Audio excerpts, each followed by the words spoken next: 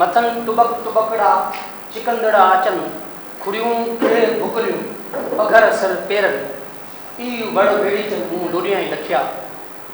ऐं सिंध व्यास अकेडमी तरफ़ां अवां सभिनीनि साथियुनि खे हिन अहम इवेंट में भलीकार कयां थो। हीउ अॼोको जेको प्रोग्राम आहे उहो सिंध व्यास अकेडमी ऐं प्रोग्रेसिव राइटर एसोसिएशन जे गॾियल सहकार सां थी रहियो आहे, जेको साईं मंज़ूर थईन जे नाविल तपिश ते आहे। ऐं तपिश नाविल जेको आहे अयूब ख़ान जे दौर जी जेका मार्शल आहे ऐं उन दौर में जेको ज़ुल्म ऐं जबर रहियो, उन में कम्युनिस्ट पार्टी ऐं प्रोग्रेसिव जेके असांजा सियासी अॻुवान ऐं कारकुन आहे उन्हनि जी जेका जदोजहद आहे उन जे पस मंज़र में ही तमामु शानदार नाविल आहे।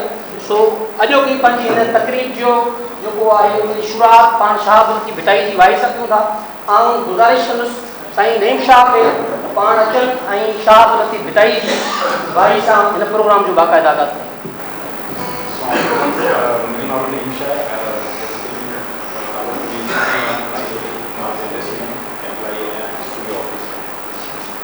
अॼु मां शाह साईं जी वाई न बल्कि मां तव्हांखे शेख हयात साईं जी वाई थो ॿुधायां।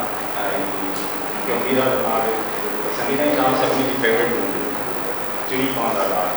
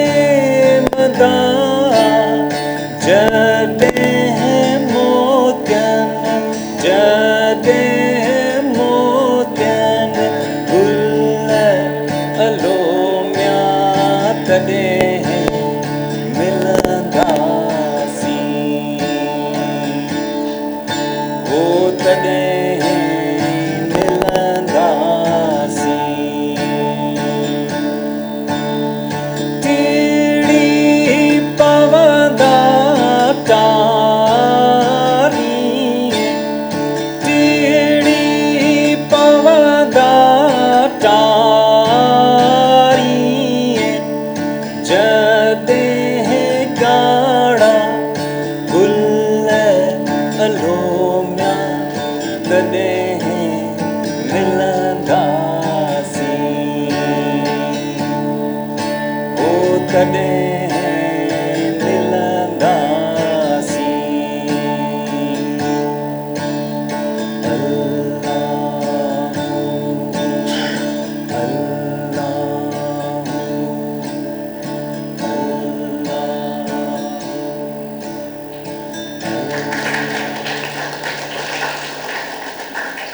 Thank you.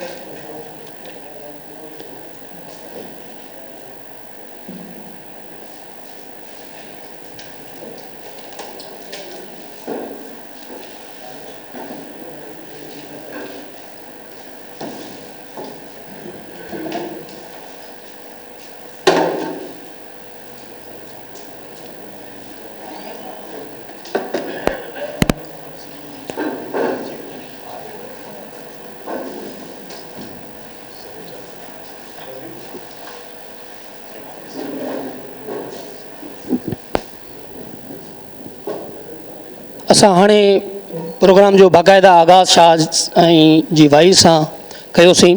हाणे सिंधु दरिया जे पस मंज़र ते हिकिड़ी डॉक्यूमेंट्री आहे जेका मंज़ूर साहब जी महिनतुनि सां ठहियलु आहे, उहा तव्हां समूरनि दोस्तनि जे आॾो उहा पेश कयूं था। उनखां पोइ बाज़ाब्ता तौर ते पैनल्स खे गुज़ारिश कंदासीं स्टेज ते वेहण लाइ, ऐं पोइ बाज़ाब्ता जेका जेको ॿियो सेशन आहे उहो पाण शुरू कंदासीं।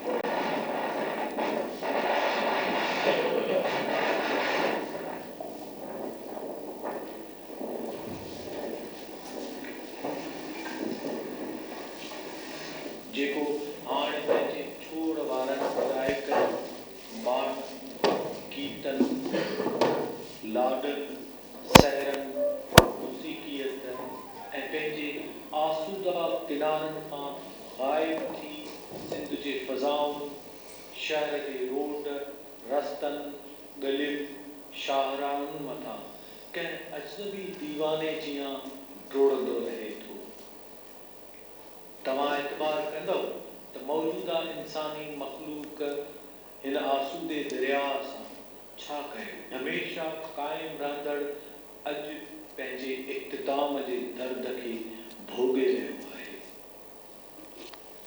हिन हमेशा इंसान खे औलाद वांगुरु पालियो, उनखे आराम ॾिनो, इत्मीनान ॾिनो ऐं भरपूर आसूदी ज़िंदगी ॾिनी। 70,000 सालनि खां बि अॻु हुनजी सफ़ा ईअं क़ाइम हुई जो हुन उनजो कॾहिं को हिसाब न रखियो, पर पोइ मौजूदा इंसान हिन सफ़ा जे दर खे हमेशा लाइ बंदि कयो, उनखे बैरेजुनि में तक़सीम कयो, उन ते हाइड्रोलिक डैम तामीर कया त जीअं बिजली पैदा करे सरमाएदारनि जे कारखाननि खे रोशन करे सघिजे। सिर्फ़ एतिरो ई न, शहरनि जे समुंदनि गटरनि जा मुहाना तरफ़ कया। हीउ त वहशी गिरोह आहे, हीउ इंसान आहे जेको दरिया सां पंहिंजो रिश्तो ख़तमु करे अहिड़ियुनि गैर हक़ीक़ी शयुनि लाइ मरण लॻो आहे जेकी हिन जूं न कॾहिं हुयूं न ई आहे।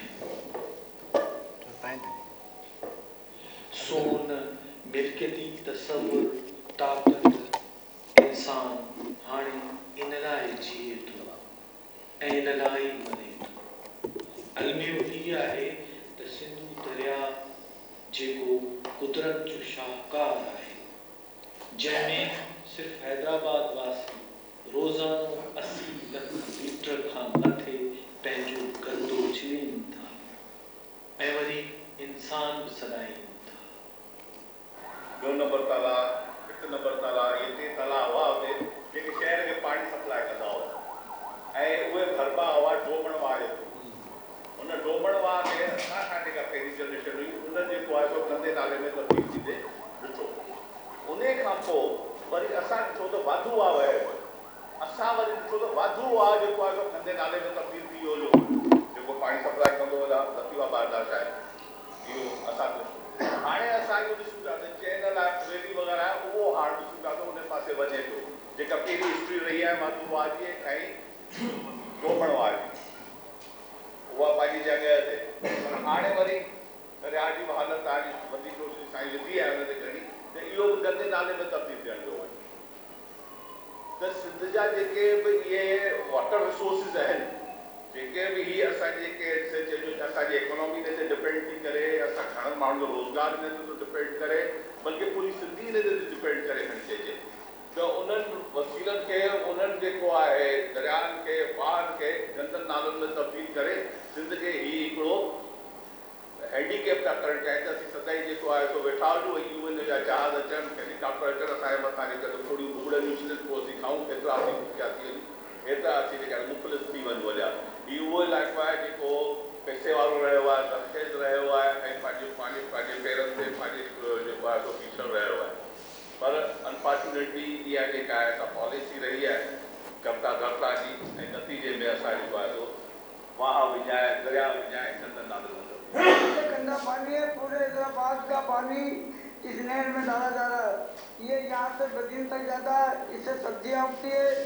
Tarbela dam, Mangla dam, Chashma dam, Mirani dam, Sabakzai dam, Kotri barrage, Sukkur barrage, Sindh barrage, Taunsa barrage, Jinnah barrage, Guddu barrage, greater Thal canal, Kachhi canal, Rainee canal, Chashma right bank canal, Cholistan flood feeder canal, ही सभु अकेले सिंधु दरिया जे मथां ठाहिया विया ऐं हाणे बि ठाहिया विया आहिनि, जेकी दुनिया में सभ खां वधीक आहिनि।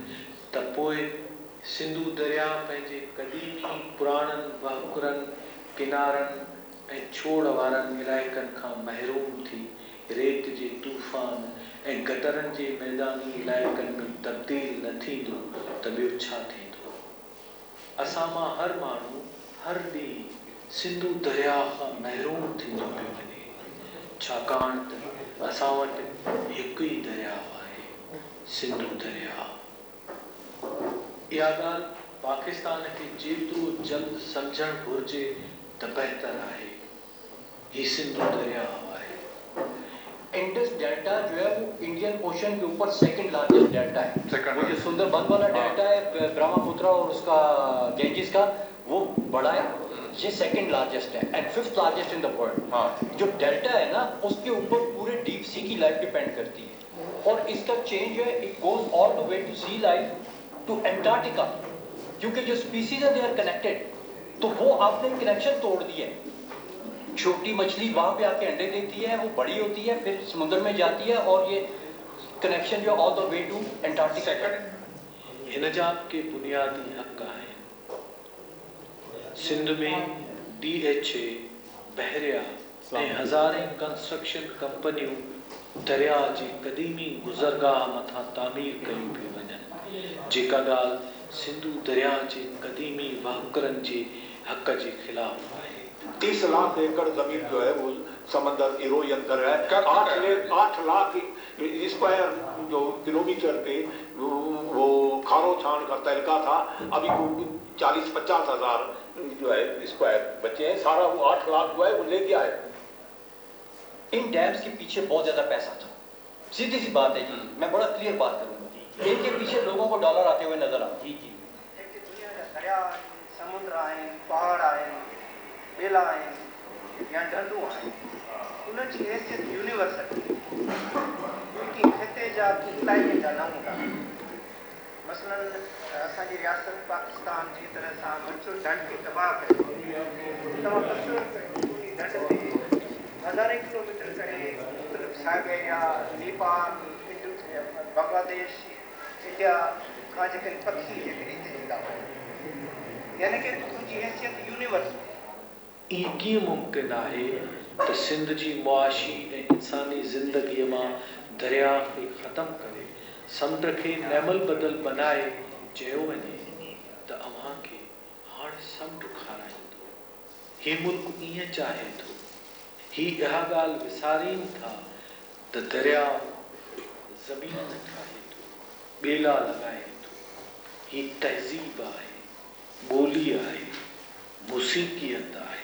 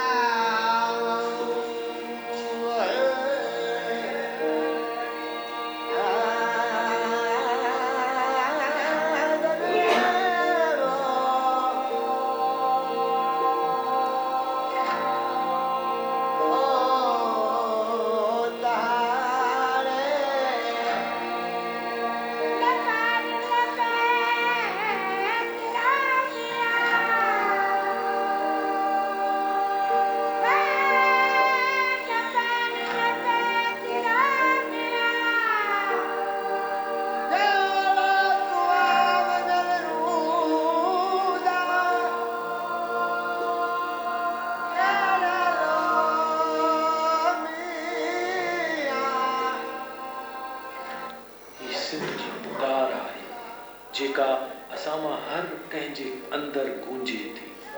ही कॾहिं समुंड नथो थी सघे। ही सिंधु दरिया आहे, सिंधी माण्हुनि जी ज़िंदगी आहे। दुनिया जा समूरा दरिया पंहिंजी हिकु ख़ासि सल्तनत जोड़ीनि था। दरिया जी सल्तनत पंहिंजी इब्तिदा खां छोड़ ताईं ज़िंदगीअ सां भरपूर थिए थी। दुनिया जूं समूरियूं तहज़ीबूं दरिया नालो पंहिंजो सिर निवाए रखनि थियूं, छाकाणि त दरिया करे ई उहे इंसान थी सघिया, आसूदा थी सघिया। असांखे बि जे इंसान थियणो आहे त सिंधु दरिया जी शानदार सल्तनत ॾाढो पंहिंजो सिर निवाए रखूं, उनजो आदर भाव करियूं, उनजी इज़त करियूं ऐं उनजे हक़ रवानी लाइ उन जी सल्तनत ऐं उन जे हक़ जो एहतराम कयूं। जे इहो मुमकिन न थी सघियो त कुझु बि न रहंदो, पाकिस्तान बि न।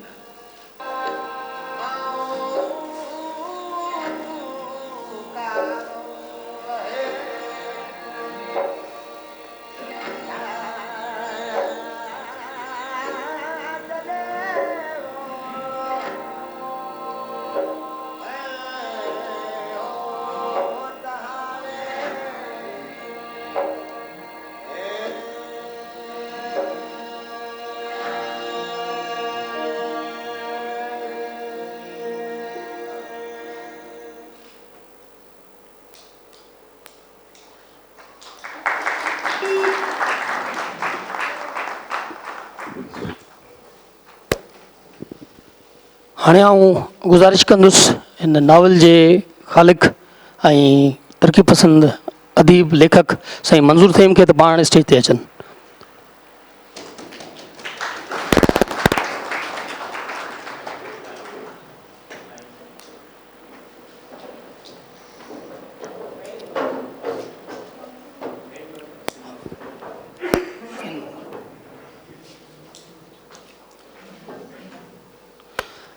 हाणे आउं हिन नावल जे मरकज़ी किरदार कॉमरेड तनवीर शेख ताहिर खे गुज़ारिश कंदुसि त पाण बि स्टेज ते अची विया सर।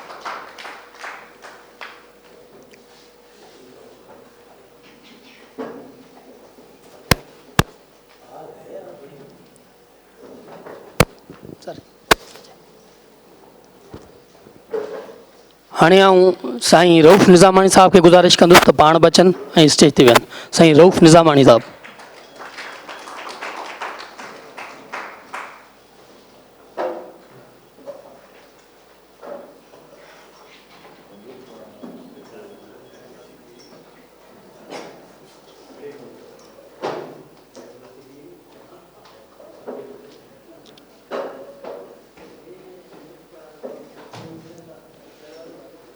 हिन पैनलिस्ट में डॉक्टर तौसीफ़ अहमद साईं जिन वेठा आहिनि स्टेज ते, डॉक्टर रियाज़ शेख ऐं साईं वारिस रज़ा साहब, उन्हनि खे बि गुज़ारिश आहे पाण बि स्टेज ते अचनि। ऐं उनखां अलावा आऊं गुज़ारिश कंदुसि साईं रियाज़ शाहिद दायो साहब खे, जेको पाण प्रोग्रेसिव राइटर एसोसिएशन जो सदर आहे ऐं हिन प्रोग्राम जो असां सां जॉइंटली रू रवां आहिनि, जंहिं हिन प्रोग्राम खे ऑर्गेनाइज़ करण में असांजी मदद कई। साईं रियाज़ शाहिद दायो साहब।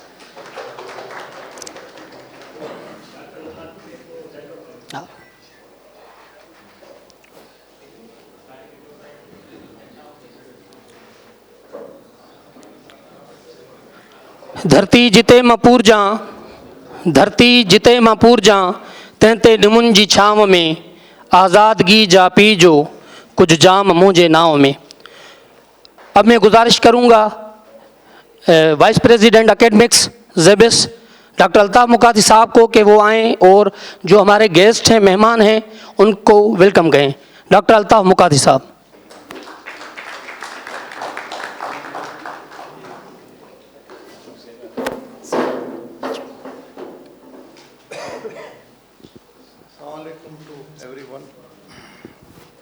I am very happy to see today's event, and especially the book writer Tapish.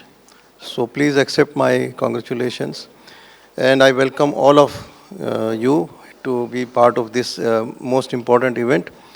I think Dr. Riyaz Sheikh Saab has been doing these events regularly, and sometimes I cannot attend, but sometimes I have to.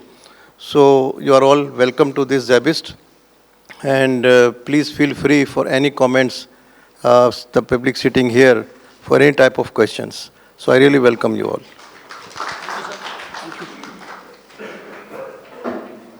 पिनण मंझां पल, पिनण मंझां पल, कहन भरिया कॾहिं, पिनण मंझां पल, कहन भरिया कॾहिं, मांझी उहे मल, हर जुनी जे हथ में। हाणे आऊं गुज़ारिश कंदुसि साईं रियाज़ शाहिद दाए साहब खे त ही जेको अॼोको नाविल ते ही सेशन आहे पंहिंजो, उन ते डिस्कशन जे हवाले सां नाविल जे मरकज़ी किरदार खां वठी करे नाविल जे पस मंज़र, नाविल जो जेको तारीख़ी पस मंज़र आहे, उन जो जेको पॉलिटिकल पस मंज़र आहे, उन में जेके तारीख़ी अहम किरदार आहिनि ऐं उन्हनि मां हिकिड़ा उहे किरदार, अज़ीम किरदार जिन मज़दूरनि ऐं हारियुनि जी जदोजहद जे लाइ, हिन वतन जी ख़ुशहाली जे लाइ जेको आहे क़ुर्बानी ॾिनी ऐं शहादत माणी, ऐं कुझु उहे माण्हू, उहे किरदार जेके नाविल जो जीअं मूं ॿुधायो त मरकज़ी किरदार साईं तनवीर जेको आहे उहो असां वटि विच में मौजूदु आहे। सो उन हवाले सां ही इंतिहाई अहम नाविल आहे। उन नाविल ते डिस्कशन जे लाइ साईं राज शाह साहिब खे गुज़ारिश कंदुसि त पाण जेको आहे हिन सेशन खे कंडक्ट कनि। वॾी महिरबानी साईं सारंग साहब। मुंहिंजे ख़्याल में अॼु जो सेशन जेको तपश नावल जे हवाले सां आहे, उन जो को हिकु किरदारु नाहे। मुंहिंजे ख़्याल में हिते हाल में वेठल असांजा सभई दोस्त जेको आहे इन नाविल जा किरदार ने।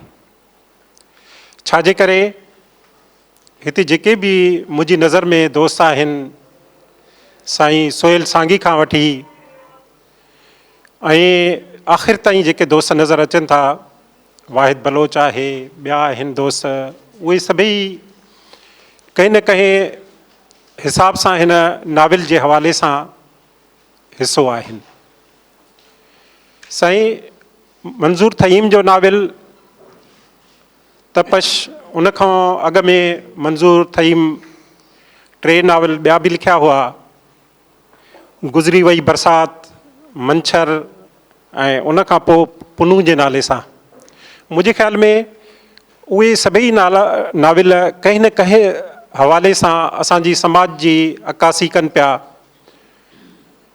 पुनू जेको आहे गुम थियल असांजा जेके किरदार आहिनि, जेके मफ़लूज कयानी, उन्हनि जे हवाले सां आहे। अहिड़े नमूने सां गुज़िरियल बरसाति, गुज़री वई बरसाति बि उन्हनि किरदारनि खे हिकिड़ो जामे नमूने सां खयो वियो आहे, जेके किरदार असांजी समाज में जदोजहद कनि पिया। अहिड़ी तरह असां मंज़ूर साहब जा ॿिया जेके नाविल आहिनि, मंछर, उहो इन्वायरमेंट जे हवाले सां आहे। इन्वायरमेंट जे हवाले सां तव्हां जेकी हिकिड़ी नंढड़ी डॉक्यूमेंट्री ॾिठी, उहा मंज़ूर साहब जे ई हवाले सां जेको आहे ठहियलु आहे। मुंहिंजे चवण जो इहो मक़सदु आहे त नाविल सिर्फ़ु फंटेसी न आहे। नाविल जेको आहे हक़ीक़तुनि जे बि अकासी आहे ऐं उन में ज़ाहिर आहे नाविल आहे त उहे सभई शयूं उन हिकिड़े पैमाननि ते अचनि थियूं। ऐं अॼु असां वटि ख़ुदि जेको आहे नाविल जो मुसनिफ़, उन जो मां तारीफ़ कहिड़ो करायां, हुन जी जेकी अमली ज़िंदगी आहे उहा असां समूरनि दोस्तनि जे अॻियां रही आहे। ऐं मां उन खे ई चवंदुसि त तपश नाविल वाक़ई जेको मूंखे पढ़ंदे तपश महसूसु थी, उन ई हाल जी जेको असांजो माज़ी हो, ऐं मूंखे उमेदु आहे त उहो असांखे कंहिं न कंहिं नमूने सां उन इनकलाब ॾांहुं वठी वेंदो जंहिंजा असां मुंतज़िर रहिया हूं। हाणे मां मंज़ूर साहब खे चवंदुसि त हू असांखे पंहिंजे नाविल जे बारे में, ख़ुसूसी तौर ते तपश जे बारे में ॿुधाए, कहिड़ा मोहरक हुआ जंहिंजे करे हुनखे जेको आहे इहो ख़्यालु आयो लिखण जो। वॾी महिरबानी थींदी मंज़ूर साहब जी त उहो असांखे तफ़सीली ॿुधाईंदो त असांजा जेके हिते मुज़ाकरे में दोस्त आहिनि उन्हनि खे बि आगाही थींदी ऐं असांजे हाल में वेठल दोस्तनि खे बि आगाही थींदी। मंज़ूर साहब खे।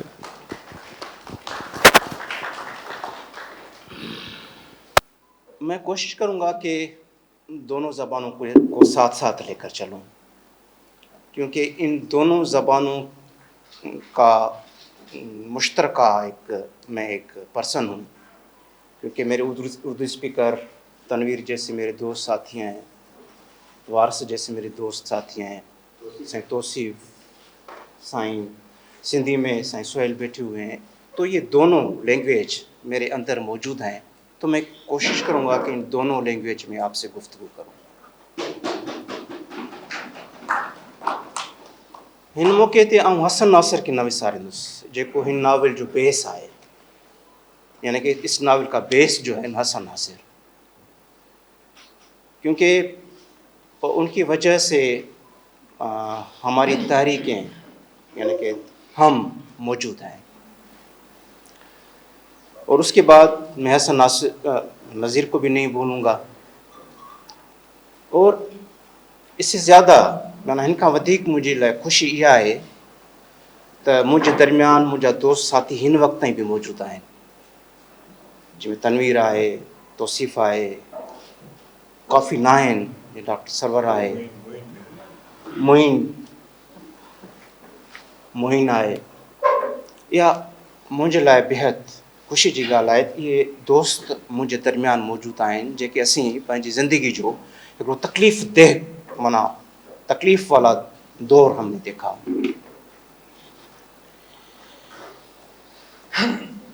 مجھے کچھ یاد آ رہا ہے کہ ہم شاید معین کے ہی گھر بیٹھے تھے, یعنی کہ معین, وارث, شاید ریاض بھی ہوئے ہو, کچھ اور بھی دوست تھے. ہم نے اپنی زندگی کے متعلق بات چیت کی کہ اب ہم جا رہے ہیں 60s میں, ہمارے بہت سارے دوست جا رہے ہیں 80s میں.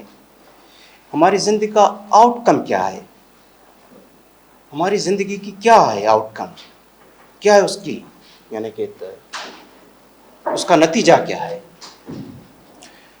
دوستو ہم اس نتیجے تک تو نہیں پہنچے کہ ہماری زندگی کا نتیجہ کیا ہے, لیکن ہم اس طرح سے مطمئن تھے کہ ہم نے جو کچھ کیا اپنے ضمیر کے مطابق کیا,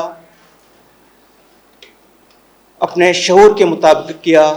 ہم نے جو کچھ سمجھا اس پر کھڑے رہے, نہ صرف کھڑے رہے پر آج بھی اس کو اون کر رہے ہیں, ہم ڈس اون نہیں کر رہے. عام طور پر ہم کافی نوجوانوں سے ملے یا کافی سینئر سے ملے جو ڈس اون کرتے ہیں کہ ہم نے جو دن گزارے, جو سیاست کی, اب ہمارا ان سے کوئی تعلق نہیں ہے. وہ ایک فرسودہ خیال تھا جس کے ہم پیچھے لگے رہے, اس کا کوئی آؤٹ کم نہیں ہوا. لیکن ہم اس کو اون کرتے ہیں. یہ ہمارے جتنے بھی دوست ہم میرے درمیان بیٹھے ہیں, ہم اس کو اون کرتے ہیں کہ ہم اس کا ہی نتیجہ ہیں, اور ابھی تک جہاں کھڑے ہوئے ہیں ان کی وجہ سے. میرا ناول یہ ایک سویلائزیشن ہے, ایک مکمل تہذیب ہے. وہ تہذیب جو پارٹیشن کے بعد مٹائی گئی,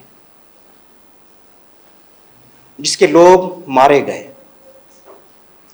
جس کے نوجوان کا فیوچر جو ہے وہ ڈارک کیا گیا, جن کی زمینیں آکیوپائی کی گئیں.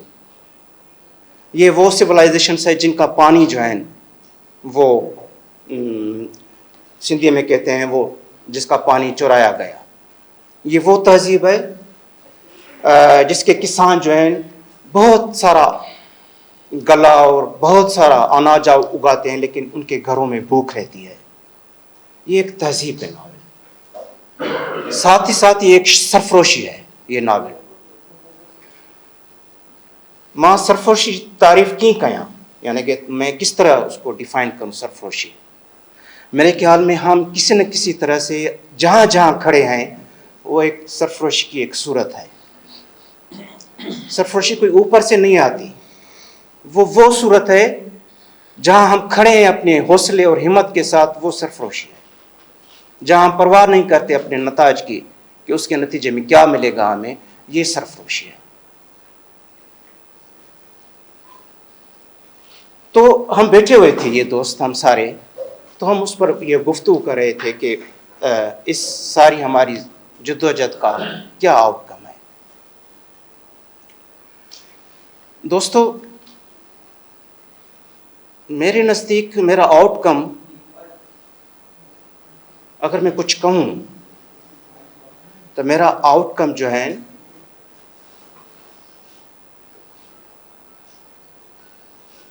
وہ اسٹرگل ہے جو ابھی تک ختم نہیں ہوئی, چلی جا رہی ہے. میں آپ کو ایک سمپل مثال دوں گا کہ ہم لوگوں نے کس طرح سے تکلیفیں دیکھی. میں کوشش کروں گا کہ میں کنکلوڈ کرتا جاؤں. ہمارے پروفیسر صاحب نے کتاب لکھی لیفٹ بیہائنڈ, یعنی کہ لیونگ دا لیفٹ بیہائنڈ. اس میں ایک مثال انہوں نے دی ہے اپنی زندگی کی کہ اس دن ان کے سارے دروازے بند تھے، کیونکہ وہ انگلش کے لٹریچر کے آدمی تھے، کہیں بھی اس کو روزگار نہیں مل رہا تھا، اور ایک سخت پیچیدہ ان کی زندگی تھی. تو ہمارے یہ اپنا جو اظہر عباس ان کی فیملی تھی، عابد عباس، وہ حیدرآباد ایک کالج چلاتے تھے، اور انہوں نے ان کو اپنے کالج میں جو ہے آفر دی. تو کراچی سے بائی ٹرین جاتے تھے حیدرآباد. تو اس میں وہ انہوں نے قصہ بیان کیا ہے کہ اس کے ساتھ اس کی بیٹی تھی افشان، جو ابھی نہیں موجود، وہ ان کے ساتھ چڑھتی تھی. یہ تقریباً وہ افشین تھی، تقریباً 7 سال کی یا 6 سال کی تھی. افشان. تو پروفیسر صاحب لکھتے ہیں کہ سفر دوران مجھے نیند آ گئی ٹرین میں، اور بچے ہوتے ہیں وہ افشان پتہ نہیں کہاں چلی گئی. تو جب میں اٹھا تو افشان کو نہیں دیکھا، تو میں بہت پریشان ہوا کہ بھائی وہ کہاں گئی. وہ دوڑتا رہا ٹرینوں کو ڈبوں میں، تو آخر اس کی آنکھوں میں آنسو آ گئے. تو ایک آدمی ان بچی لے کر ہاتھوں میں اس کی کھڑا ہو گیا کہ بھائی اپنے بچے تو سنبھالو. یعنی کہ یہ ایک وہ دور تھا جہاں اس کے بالکل راستے بند کیے گئے تھے، کہیں بھی اس کو روزگار نہیں مل رہا تھا. وہ تکلیف میں تھا، لیکن انہوں نے وہ اسٹرگل نہیں چھوڑی. تو میرے کہنے کا مقصد یہ کہ وہ جدوجہد وہ ابھی تک جاری ہے. ہمیں سے کوئی بھی، یہ جہاں جتنے بھی دوست بیٹھے ہیں، کوئی بھی نہیں کہہ سکتا کہ ہماری اسٹرگل اینڈ ہو گئی ہے. یہی ہمارا آؤٹ کم ہے. ہم لڑیں گے اپنے رائٹس کے لیے، کیونکہ وہ ہمارا بنیادی حق ہے. ایک تو یہ چیز ہے. دوسری ناول کے حوالے سے میں اس کو کنکلوڈ کروں کہ میرے دوست بیٹھے ہیں جو اس پر زیادہ گفتگو کریں گے. اس ناول میں ایک ٹریول ہے، ایک مسافت ہے، ایک سفر ہے جو ہمارے دوست جو ہیں وہ انٹیریئر سندھ میں کرتے ہیں. تنویر کو معلوم ہوگا کہ یہ چمبر گئے تھے. یہ بتائیں گے کہ چمبر میں وہاں پہنچتے پہنچتے ان کو کیا تکلیفیں ہوئی. یہ ناول کا ایک حصہ ہے. یعنی کہ یہ ایک دوست ہیں، ایک کامریڈس ہیں جو ٹریول کرتے ہیں سندھ کے، کراچی سے انٹیریئر سندھ میں. اس ٹریول میں ان کے ساتھ کیا مسائل درپیش ہوتے ہیں، وہ سندھ کو کس فیس میں دیکھتے ہیں اور سندھ کو کس روپ میں دیکھتے ہیں، یہ ناول اس کا حصہ ہے. تو ہم نے پھر میں نے یہ طے کیا تھا کہ ہم ان دکھوں کو لکھیں گے جو ہم نے جھیلے تھے. ہم اس سندھ کو پھر سے ایڈریس کریں گے اپنی فکشنز میں، کیونکہ میرے لیے جو ہے فکشن کی رائٹنگ جو ہے وہ زیادہ انسپائرڈ ہے، کیونکہ لوگ کہیں نہ کہیں اس میں موجود ہوتے ہیں. فکشن میں ہم ان کے دردوں کو انٹرپریٹ کرتے ہیں. اور ایک رائٹر کو، یعنی کہ میرے جیسے آدمی کو جنہوں نے کنو ناول لکھا، جو بلوچستان کے مسنگ پرسن ہیں، جو ابھی بھی دوست بلوچ کہتے ہیں کہ اگر بلوچستان آزاد ہوا تو یہ ناول اس کے سلیبس میں ہم شامل کریں گے. وہ پڑھایا جائے گا یونیورسٹیوں میں اور اسکولوں میں، کیونکہ وہ ناول جو ہے وہ صرف بلوچ موومنٹ نہیں ہے، وہ بلوچ سویلائزیشن ہے، وہ بلوچ تہذیب ہے، وہ بلوچ ایک تحریک ہے جو اس ملک نے جو ہے، اس ملک کے حکمرانوں نے جو ہے مٹا کے رکھ دی ہے اپنے، یعنی کہ ایک گریڈ کے لیے. تو یہ ایک ناول اس طرح ایک ٹریول ہے جو جاتا ہے اپنے سفر میں سندھ کے حوالے سے. میں بہت شکر گزار ہوں. میں آپ سے بہت باتیں کرنا چاہتا ہوں، لیکن بہت ٹائم کم ہے. میں چاہوں گا کہ باقی میری دوست ساتھی اس پر گفتگو.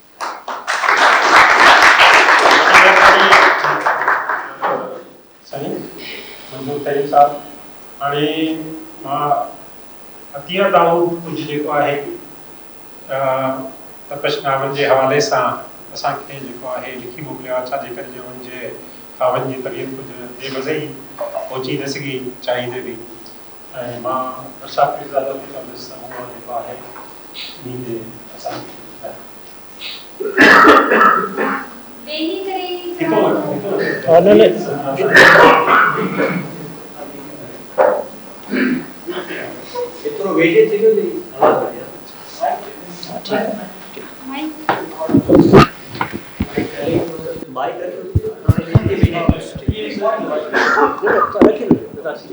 अतिया दाऊद कुछ लाइन लिखियूं आहिनि। हिकु आदर्शी नॉवल निगार। मूंखे इहो छो लॻी रहियो आहे त तरक़ी पसंदि नॉवल निगार मंज़ूर ठहीम जे पहिरें नॉवल गुज़री वई बरसाति जो सफ़र उन जे चौथे नॉवल तपिश में मुकमल थियो आहे या उन जी इंतिहाई शिकिल तपिश नॉवल आहे। इन जो कारण ॻोल्हींदे मूंखे लॻो त मंज़ूर पंहिंजे पहिरें नॉवल में जेको सफ़र शुरू कयो या जंहिं आदर्शनि जी तलाश में भटकंदो रहियो, मंज़ूर उहो सफ़र नॉवल तपिश में मुकमल करे बि मुतमइन नथो लॻे। मंज़ूर जे पहिरें नॉवल जा 4 मुख्य किरदार बिना कंहिं साइंसी नज़रिए जे वतन जी आज़ादीअ में पंहिंजो किरदारु निभाईंदे वतन परस्तीअ ते क़ुर्बान थी वेंदा आहिनि, जॾहिं त नॉवल तपिश में उहे किरदार मार्क्सिज़म जे साइंसी नज़रिए जी बका ख़ातिर पाण खे हर क़ुर्बानी ॾियण लाइ तयारु बीठा नज़र अचनि था। पहिरीं ॻाल्हि ते मंज़ूर ठहीम खे मुबारकूं त उन 2014 खां नॉवल लिखण जो सफ़र जारी रखंदे हिन समाज जे सियासी शऊर जी बेदारीअ लाइ मुसलसल लिखियो ऐं 10 सालनि जे अरसे में 4 नॉवल ॾेई समाज जे इन्हनि भुलायल गोशनि खे नॉवल जो उनवान ठाहियो जेके असांजे मौजूदा नस्ल खां अञा ताईं लिखियल हुआ। मंज़ूर ठहीम पंहिंजे नॉवल गुज़री वई राति में इन्हनि किरदारनि खे आजो कयो आहे जंहिंजी जिदोजहद साइंसी समाज में ख़ासि तौर ते औरतुनि जी तालीम जा दर खुलिया। ॿिए नॉवल पुनुअ में मंज़ूर उन्हनि खंभिजी वियल नामालूम साथियुनि जा निशान तलाश कया जेके रियासती ज़्यादतियुनि जा शिकार रहिया, जॾहिं त ॿिए तरफ़ नॉवल मंछर जे हवाले सां मंज़ूर दरिया जे ॾुखनि ऐं मलाहनि जे मुआशी महरूमनि खे बि समाज आॾो रखण जी कोशिशि कई ऐं मंज़ूर पंहिंजे चौथे नॉवल में उन्हनि किरदारनि खे भेटा ॾिनी जंहिं मार्क्सिज़म नज़रिए तहत इंसानी सियासी शऊर ऐं अवामी मसइलनि खे हल करण में पंहिंजूं ज़िंदगियूं क़ुर्बान करे हिकु इंसाफ़ पसंदि समाज ठाहिणु चाहियो। मां मंज़ूर ठहीम जे नॉवल बाबति पंहिंजी निजी मसरूफ़ियतुनि सबबि हाज़िर न थी सघियसि जंहिं ते मां ख़ुशि न आहियां, पर उन जे हूंदे बि मां मंज़ूर ठहीम जे इंसान दोस्ती ऐं नज़रियाती बीहक ते फ़ख़्रु करे सघां थी।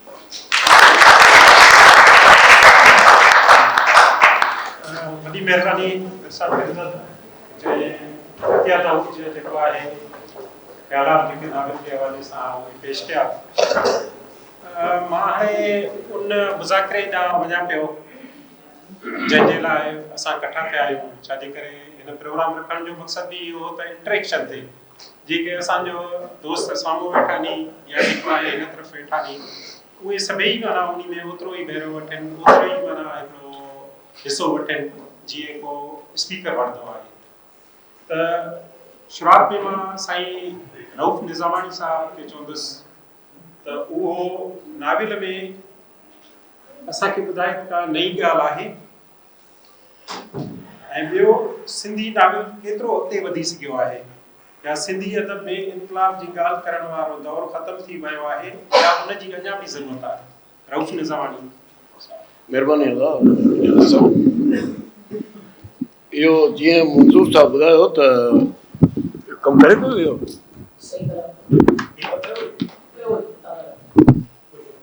इहो मंज़ूर साहब जो चौथों नावल आहे ऐं मंज़ूर जी ख़ासियत जेका उहा इहा ई आहे त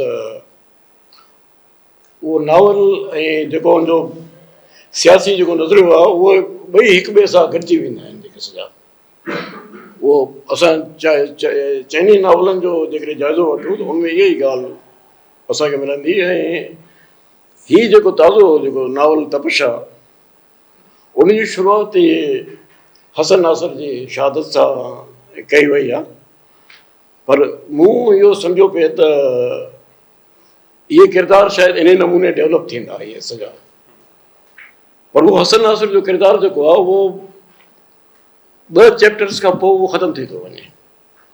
पोइ तनवीर ऐं आसफ़ा जो किरदारु इहे अचनि था, पर उहो आसफ़ा जो किरदारु बि जेको आहे उहो पंहिंजो उन हिकिड़े शायदि चैप्टर खां पोइ उहो ख़तमु थी थो वञे।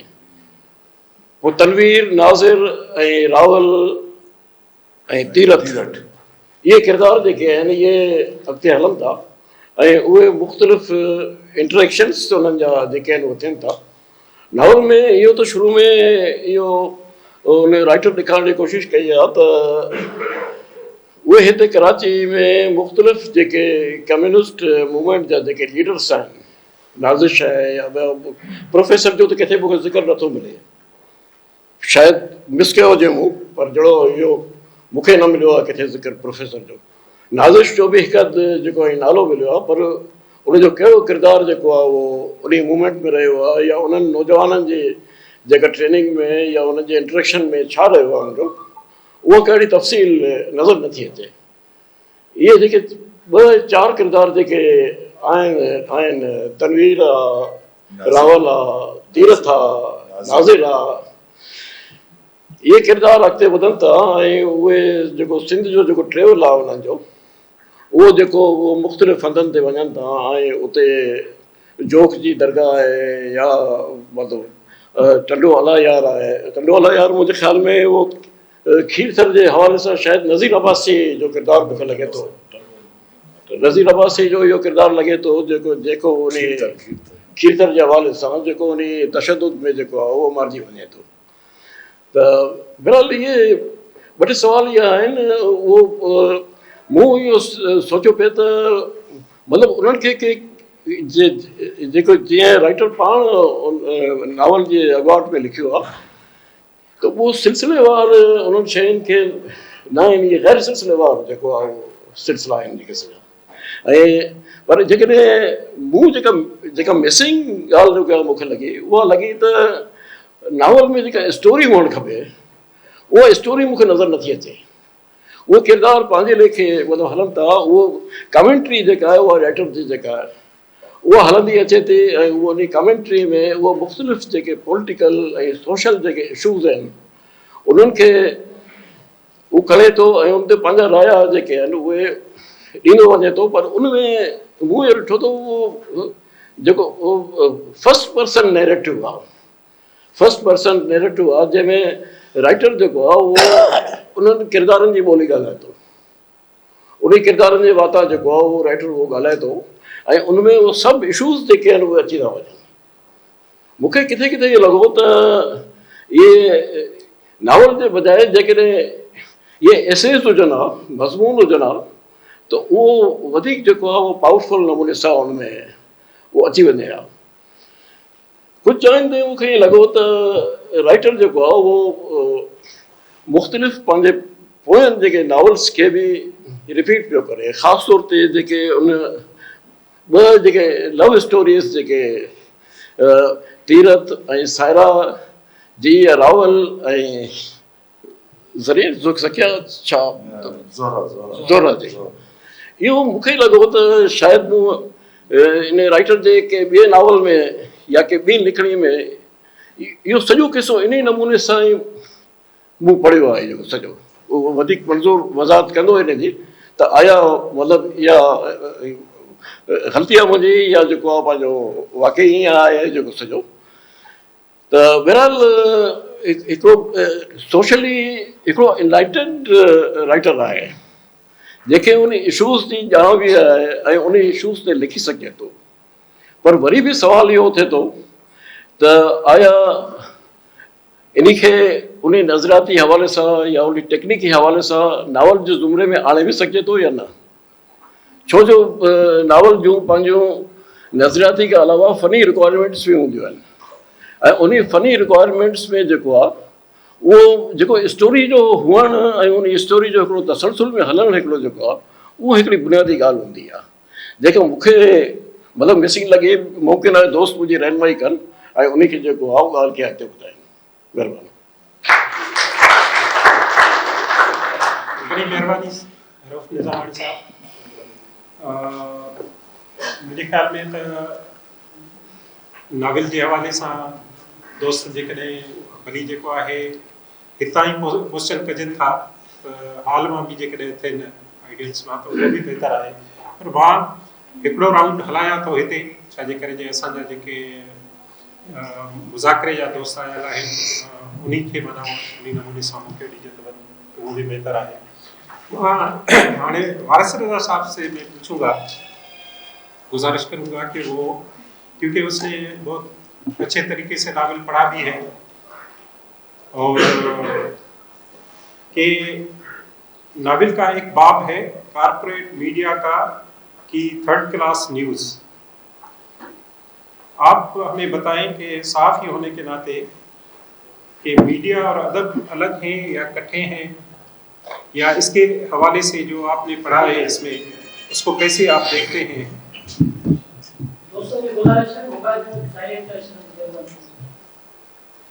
चैत्र बोली जे हमारे साथ कई ना है, सभी बोली पांजू नहीं साईं के पहिरीं तमाम उर्दू में गाला करे तरह डॉक्टर साहब ऐं तमाम दोस्तनि जी ऐं रियाज़ शाहिद दाए जी ऐं अंजुमन जा जेके भी दोस्त आहिनि, वॾी महिरबानी ते छा हाणा छा आहिनि,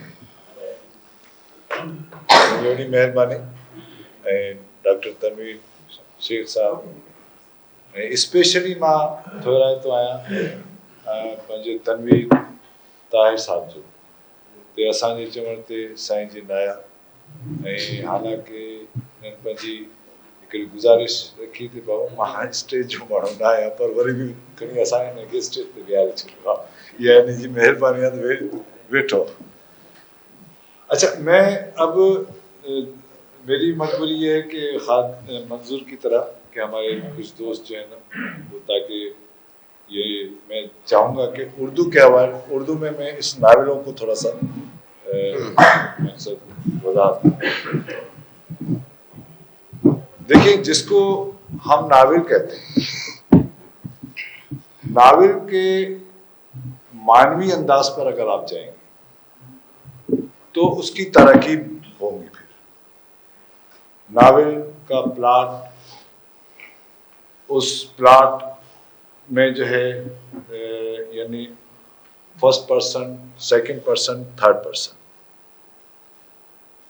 किस पर्सन में आप बात कर रहे हैं, और उसके फिर वो टेक्निकलिटीज जो होती है, अल्फाजों की टेक्निकलिटीज के हवाले से।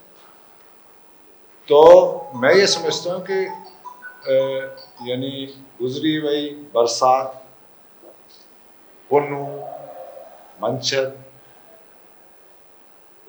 और मैं इस बात से इत्तेफाक करता हूँ हमारे रऊफ निजामानी की, कि मुझे भी ऐसा लगा कि गुजरी हुई रात का जो किरदार है तीरथ,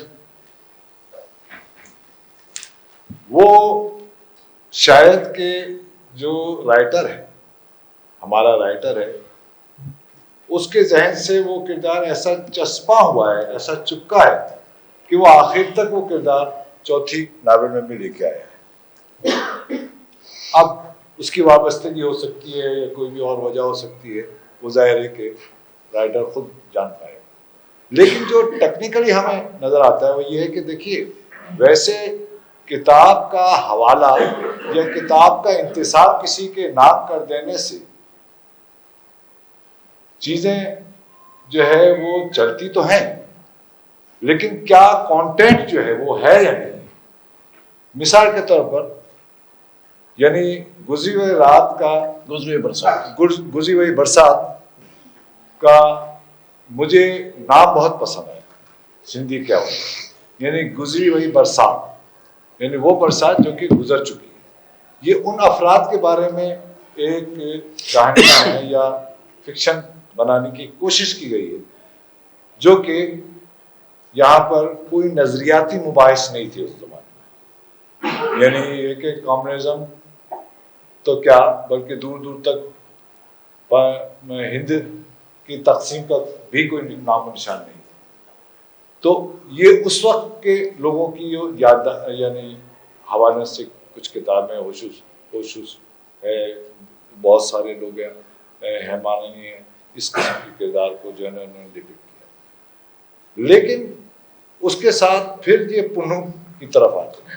अच्छा, पुन्नू का भी वही ततब्बो है, वही अंदाज है, वही नुक्ता नजर यानी नजरियाती जो उसकी बीहक है, बीहक के जो अंदाज से उर्दू में बेस नजरियाती जो बेस है उसकी, तो वो ऐसे लगते हैं कि मेरा दोस्त मंजूर थे बैक वक्त जो है वो मार्क्सिज्म का नोहा भी लिख रहा है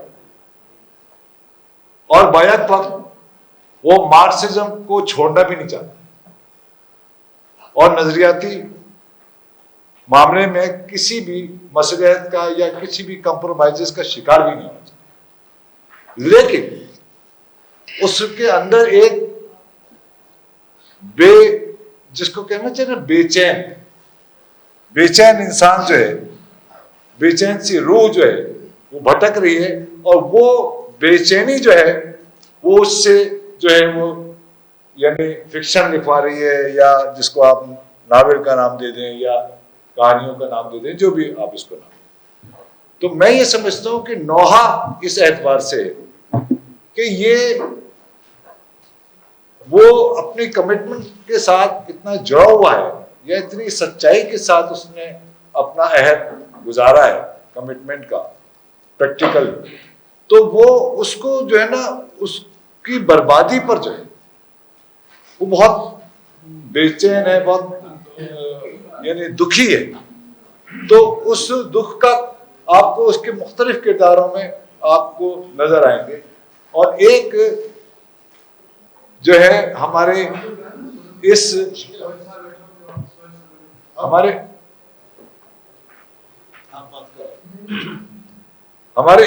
नावल के हवाले से मंजूर थीम का एक बड़ा अजीब सा जो है वो मिजाह के पहलू में मैं ये बात कह रहा हूं कि ये मकसद ऐसा लगता है कि ये हर एक की हरकतें जो है ना दरवाजे के पीछे छुपकर कहीं देख रहे हैं, जैसे कि इन्होंने डॉक्टर तौसीफ की बहुत सारी चीजों का जिक्र किया है, ठीक है, यहाँ डॉक्टर साहब की बहुत सारी चीजों का जिक्र किया है, और दोस्तों की यानी जो यूनिवर्सिटी की जो एक्टिविटीज है उनका जिक्र किया है।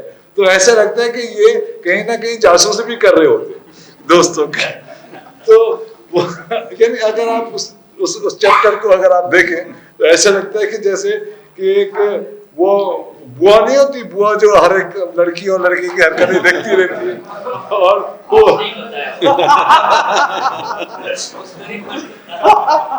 तो ऐसा यानी ये अच्छा है, ये मुझे अच्छा पहलू लगा कि एक राइटर जो है वो यानी अपनी यानी दोस्तों की जात में जो है उसमें एक पहलू देखता है और उसको उसका ख्याल रखता है, उसकी बातें जो है ना उसको यानी देखता रहता है, तो उनसे महसूस भी होता रहता है।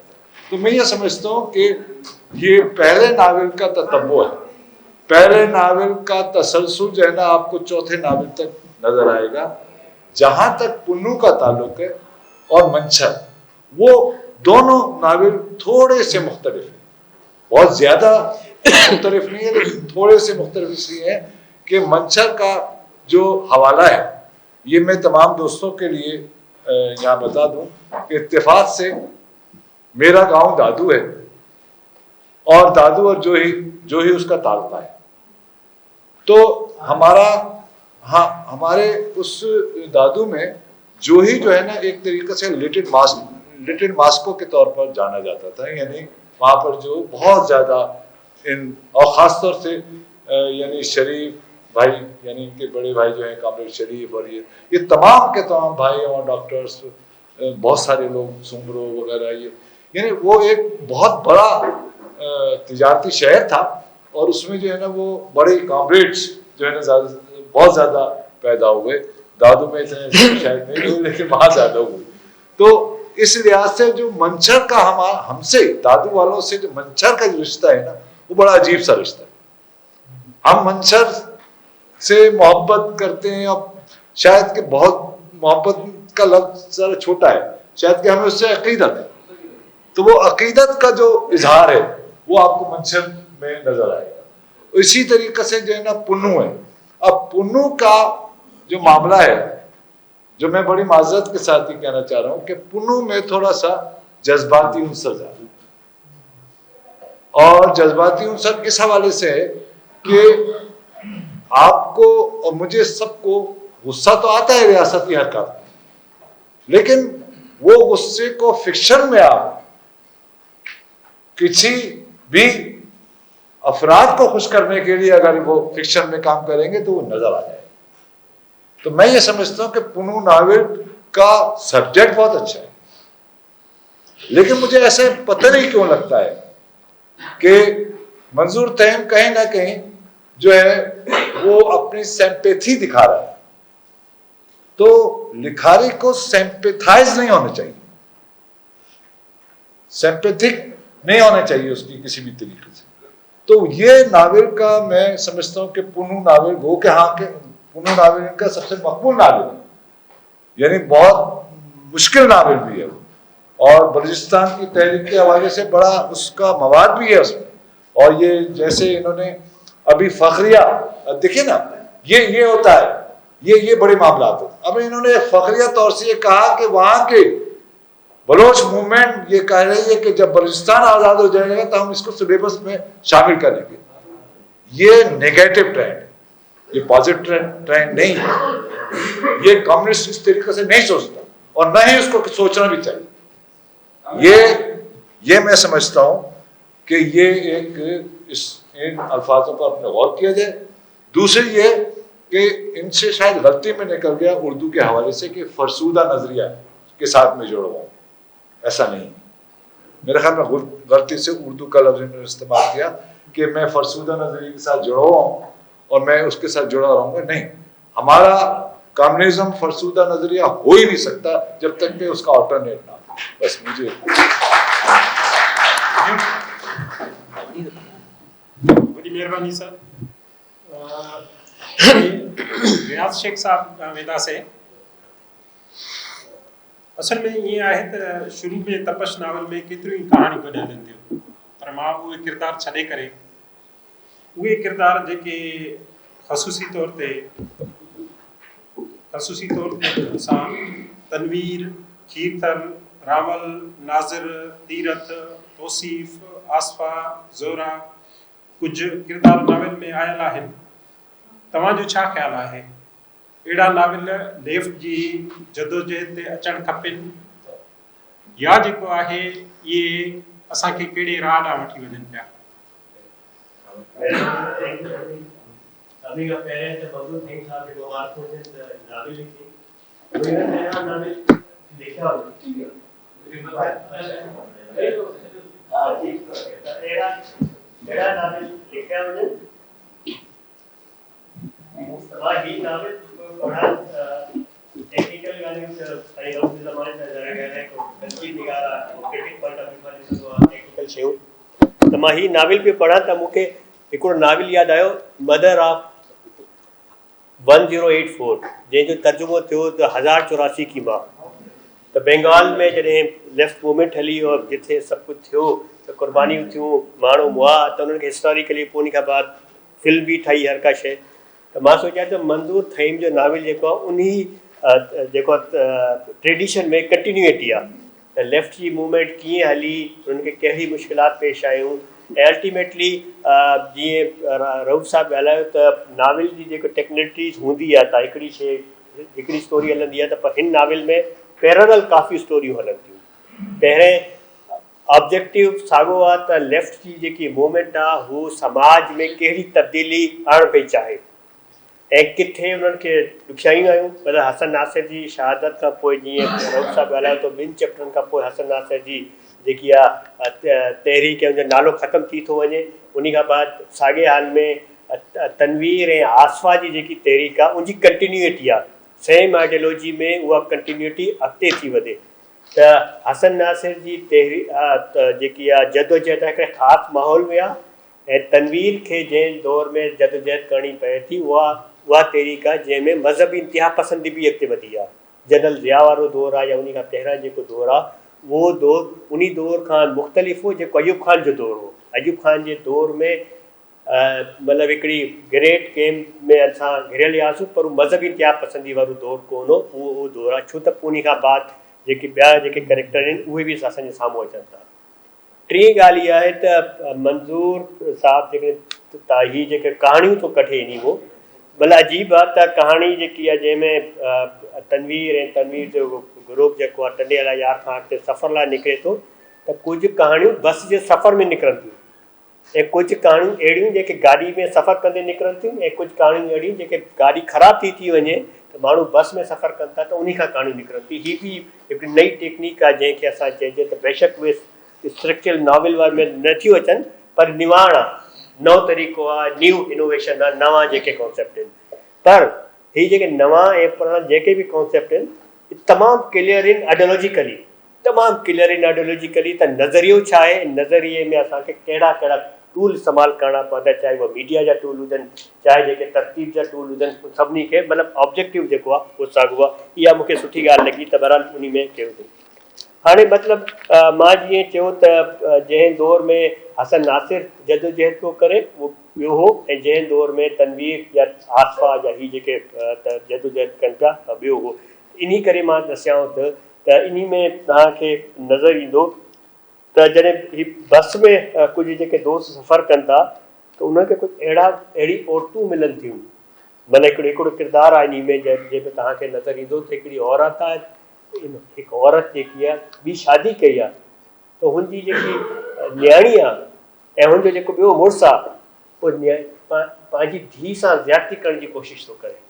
त हीअ तव्हां हिकिड़ो नओं करेक्टर साम्हूं थो अचे त औरत ऐं समाज में जेकॾहिं औरत जे इस्तेसाल थो थिए, औरत सां ज़्यादती थी थिए त कीअं उनखे चैलेंज करणु खपे।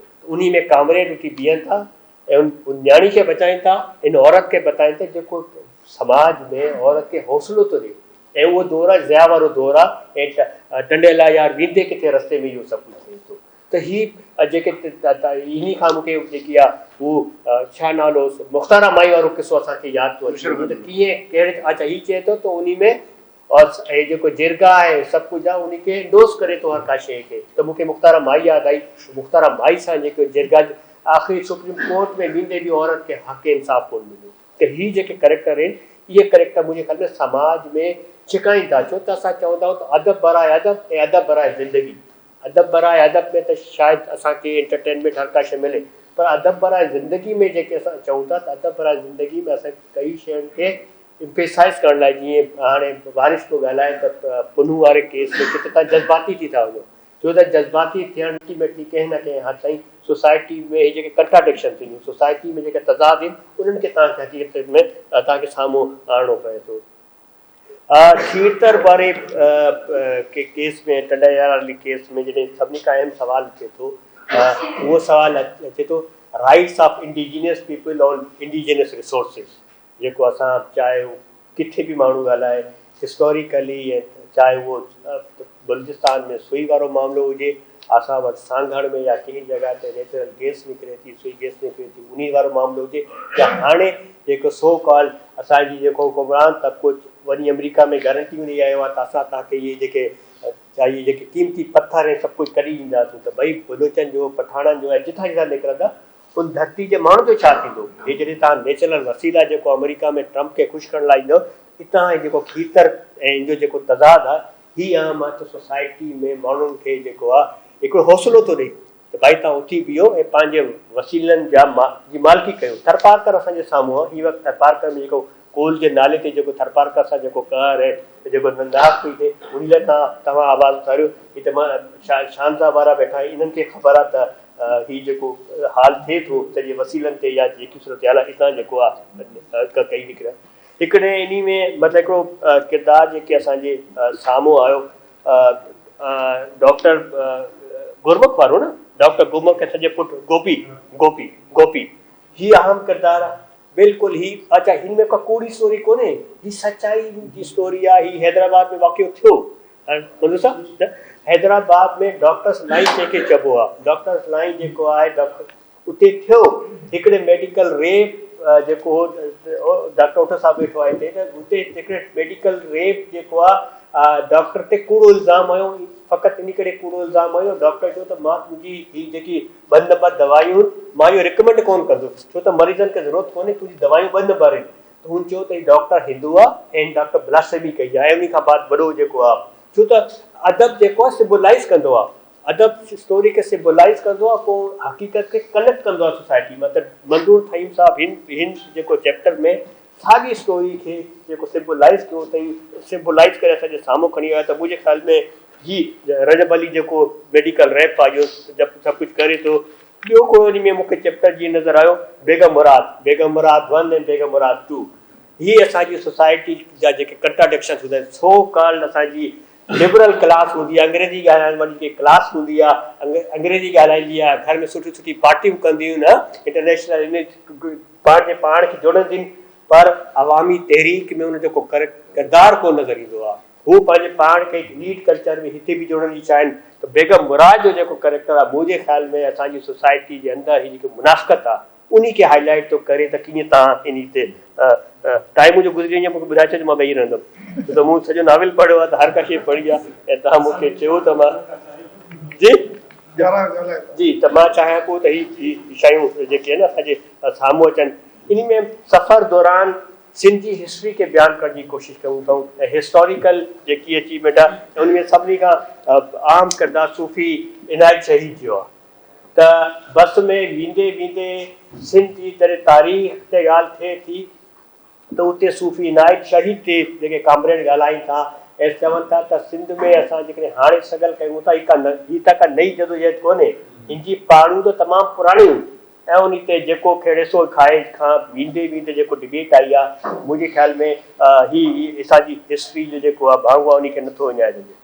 रायचंद हिकिड़ो किरदारु आहे इन में, त रायचंद कीअं पंहिंजे पुठियल इलाइक़नि में थरपारकर जे इलाइक़े में किथे ठाकुरनि सां विड़ी करे स्कूल थो ठाराए, उते हॉस्पिटल थो ठाराए ऐं ठाकुर पंहिंजी जान ॾेई थो छॾे। उन ते कूड़ा इल्ज़ाम था लॻनि, सभु कुझु था लॻनि, पर उन खां बावजूदि उनजी नसल विढ़े थी ऐं नसल विढ़ी करे उनजे अंदरि हिकिड़ी तब्दीली जो हिकिड़ो ॿियो जेको सिस्टम थी आणे उन खे अॻिते थी वधाए। अच्छा, इन में कामरेड जॾहिं लिखियो आहे मूं चयो त मज़हबी इतिहाद पसंदी ते, त पोइ हुन हिस्टोरिकल कॉन्टेक्स्ट में कढियो आहे 1937 में। ऐं उन खां पोइ सिंध में कहिड़े प्लान तरीक़े सां मज़हबी इतिहाद पसंदी खे वधायो ऐं उन में भगत कंवरराम जो क़तल रोक स्टेशन ते, उन खां पोइ मस्जिद मंदिरगाह ते साईं इलाही सूमरे साहिब जो असैसिनेशन, उन खां पोइ सिंध जे अंदरि अदाकार सूमरे जी शहादत, उन खां पोइ सिंध में लॾ पलाण खां पोइ जेके हालतूं थियूं उन हिकिड़ो उन ते तमामु सुठो डिस्कशन आहे। हिकिड़ो जेको आहे उहो आलीशान छो त मां जो पंहिंजो अखि ॾिठो गवाह बि आहे, ऐं उहो आहे बाबरी मस्जिद ऐं गुरू मंदर। बाबरी मस्जिद ऐं गुरू मंदर ते उहो ई चयूं त 47 खां पोइ त का एतिरी बजट कोन थी, पर बाबरी मस्जिद खां पोइ पहिरें दफ़े माण्हू गुरू मंदर वारे जाइ ते पुॻा, उते तलाश करणु शुरू कयो मंदर किथे आहे, उन खे ड्रायूं भाई हू त कॾहिं को रही पियो हो, पर एटलीस्ट बाबरी मस्जिद वारे ॾींहं में मां पंहिंजे ॻोठ में जगमाबाद में हुउसि त मूंखे उते यादि आहे त पहिरें भेरे 47 में त कुझु कोन थियो, पर 91 में जॾहिं बाबरी मस्जिद ठाहियूं दिसंबर में, त पहिरें भेरे छो त उन दौरान मुल्क में इतिहाद पसंदी पंहिंजे ग्रुप ते पुगी। पहिरीं भाई जमियतुल उलमा इस्लाम ऐं इन्हनि जा जेके मदरसा ठही आहे उन्हनि अची असांजे हिंदू भाइरनि जे घरनि ते हमला कया ऐं मंदरनि ते हमला कया, कुझु डराया, कुझु खे बाहि ॾियूं। त मुंहिंजे ख़्याल में हीउ जेको नओं कल्चर आयो सिंध में बि अनफॉर्चुनेटली बदकिस्मती सां, त मंज़ूर साहिबु घटि में घटि असांजी तवजह उन तरफ़े छिकाई आहे त भाई उते त कुझु कोन थियो, पर हीउ ख़तरनाक ट्रेंड अचनि पिया ऐं हीउ ख़तरनाक ट्रेंड असांखे हीअ ताज़ा नज़र आया जॾहिं अमरकोट में डॉक्टर शाहनवाज़ कुंभर खे मारियो ऐं असांजे बदनुमा दाग़ असांजे साम्हूं आयो। त मुंहिंजो ख़्यालु आहे त हिन किताब में, हिन नॉविल में, हिनखे चाहे जेको बि नालो ॾियणु चाहियो त भई हीअ नॉविल आहे या नॉविल जी जेकॾहिं कुझु पूरी नथो करे, पर अल्टीमेटली हिस्टोरिकल शयुनि खे असांजे साम्हूं थो आणे। ऐं लियारी जे गैंगवार ते मतिलबु लाल बख्श कामरेड लाल ही त वेठो आहे कामरेड वाहिद असां वटि, बल्कि पाण रऊफ़ पाण गवाह आहे त लाल बख्श कामरेड डॉक्टर पंहिंजो फिरोज़ सां सभिनी सां लाला जेको कमु कयूं त कीअं हिकु पॉलिटिकल लियारी खे हिकिड़े क्रिमिनल रेन में कन्वर्ट कयूं ऐं सोसाइटियूं तबाह कीअं थींदियूं, बल्कि उस्मान बलोच ते वेठो आहे त कीअं सोसाइटियूं तबाह थींदियूं आहिनि, छो त ही अदब बराए ज़िंदगी में असांखे हिन हक़ीक़तनि खे बि साम्हूं आणणु घुरिजे त ही जेके शयूं जेके असांजे साम्हूं आहिनि। आख़िरी ॻाल्हि करे में छो घणो टाइम वठी छॾियो, माफ़ी घुरां थो। आख़िरी जेको आहे कंपेरिजन मुंहिंजे ख़्याल में डायरेक्टली जेकॾहिं न आहे त पर इनडायरेक्टली असांजे साम्हूं आहे, जीअं की असां हिकिड़ी तरफ़ तनवीर ऐं आसफ़ा जी कामयाब जदोजहद आहे त कमिटमेंट आहे, मतिलबु आसफ़ा वञी जेको आहे बलूचिस्तान में खीरतर पटफीटर जी तहरीक में बि विढ़े थी, जिते अमीरा घांगरो ऐं सभु ग्रुप वरी वञनि था, ऐं कामयाब जदोजहद में मतिलबु कमिटमेंट आहे त असां विढ़ंदासूं, असां पंहिंजो शादी बि कंदासूं, ज़िंदगी बि गुज़ारींदासूं ऐं नज़रिए ते बीहंदासूं। हिकिड़ी स्टोरी जेकी आहे, जेकी कामयाबी स्टोरी आहे, आसफ़ा ऐं ॾाढी ॻाल्हि तनवीर सां पाण ॻाल्हाईंदो त काफ़ी शयूं असांजे साम्हूं ईंदियूं। आसफ़ा ऐं तनवीर जी कामयाब जदोजहद आहे।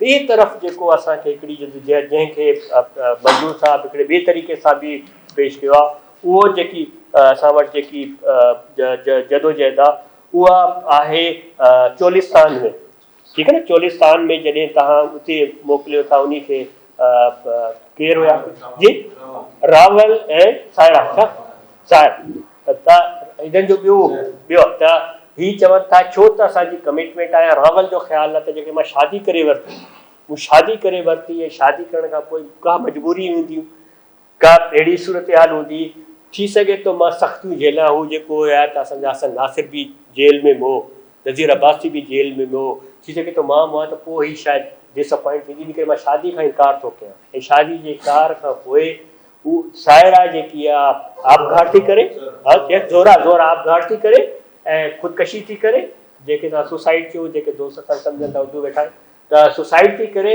उन खां पोइ हू गिल्टी थी करे रावल बि ख़ुदकशी थो करे, मतिलबु सॉरी हो चरियो थी थो वञे, पंहिंजी जदोजहद खां धार थी थो वञे, सभु कुझु त ही स्टोरी साम्हूं थी अचनि पैरल हिकिड़ी कामयाब जदोजहद में ऐं ॿिए हिन में त लॻे थो त मां किथे थी सघां। त मुंहिंजो ख़्यालु आहे त हिन में कामरेड असांजे साम्हूं काफ़ी शयूं रखियूं आहिनि जिन्हनि ते अॻिते हली करे डिबेट थी सघे। त मां वरी मुबारक ॾींदुमि त तव्हांजी वॾी महिरबानी, तव्हां इहो सभु कुझु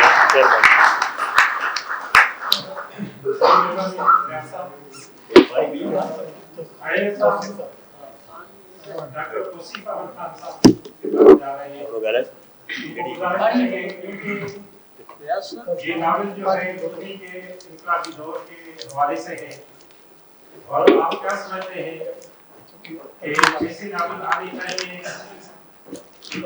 उनकी पसंदीदा होनी चाहिए, या ये फिक्शन है और ऐसा नहीं होना चाहिए?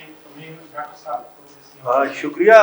कोई आज से 4-5 साल पहले की बात है कि मेरे एक दोस्त ने मुझे एक नावल का ड्राफ्ट दिया, थोड़ा दूर से तो सर, थोड़ा दूर से आवाज़ है, तो मैं उससे पढ़ के खौफजदा हो गया, क्योंकि वो वही नावल का मसौदा था जो मंजूर तहीम साहब की बलूचिस्तान की किताब के बारे में था। तो मैंने अपने दोस्त से कहा कि अगर ये शाये हो गया कराची से तो मुसन्निफ भी लापता हो जाएगा और आप भी लापता हो जाएंगे। तो खासे दिनों हम उस पर बहस करते रहे कि यार अच्छा, उसमें फिर 1-2 बातें हम लोगों ने सजेस्ट भी की शायद आपको। हमने कहा कि कुछ इसको नरम कर दें ताकि ये कराची से छप सके, मगर मंजूर साहब का कमिटमेंट है और बहरहाल वो उन्होंने अपना कमिटमेंट को नहीं तोड़ा। और वो बाद में मुझे पता चला कि इंटीरियर सीन से खैरपुर से वो नावल शाये हुआ, और वो बलूचिस्तान की जदोजहद के हवाले से वाकई बड़ा अहम नावल है। और उसमें जो लापता अफराद का मसला है, जो बलूचिस्तान की कौमी जदोजहद है, खा वारिस रज़ा उससे इत्तेफाक करें ना करें, मगर बहरहाल वो तारीख की एक बड़ी जदोजहद।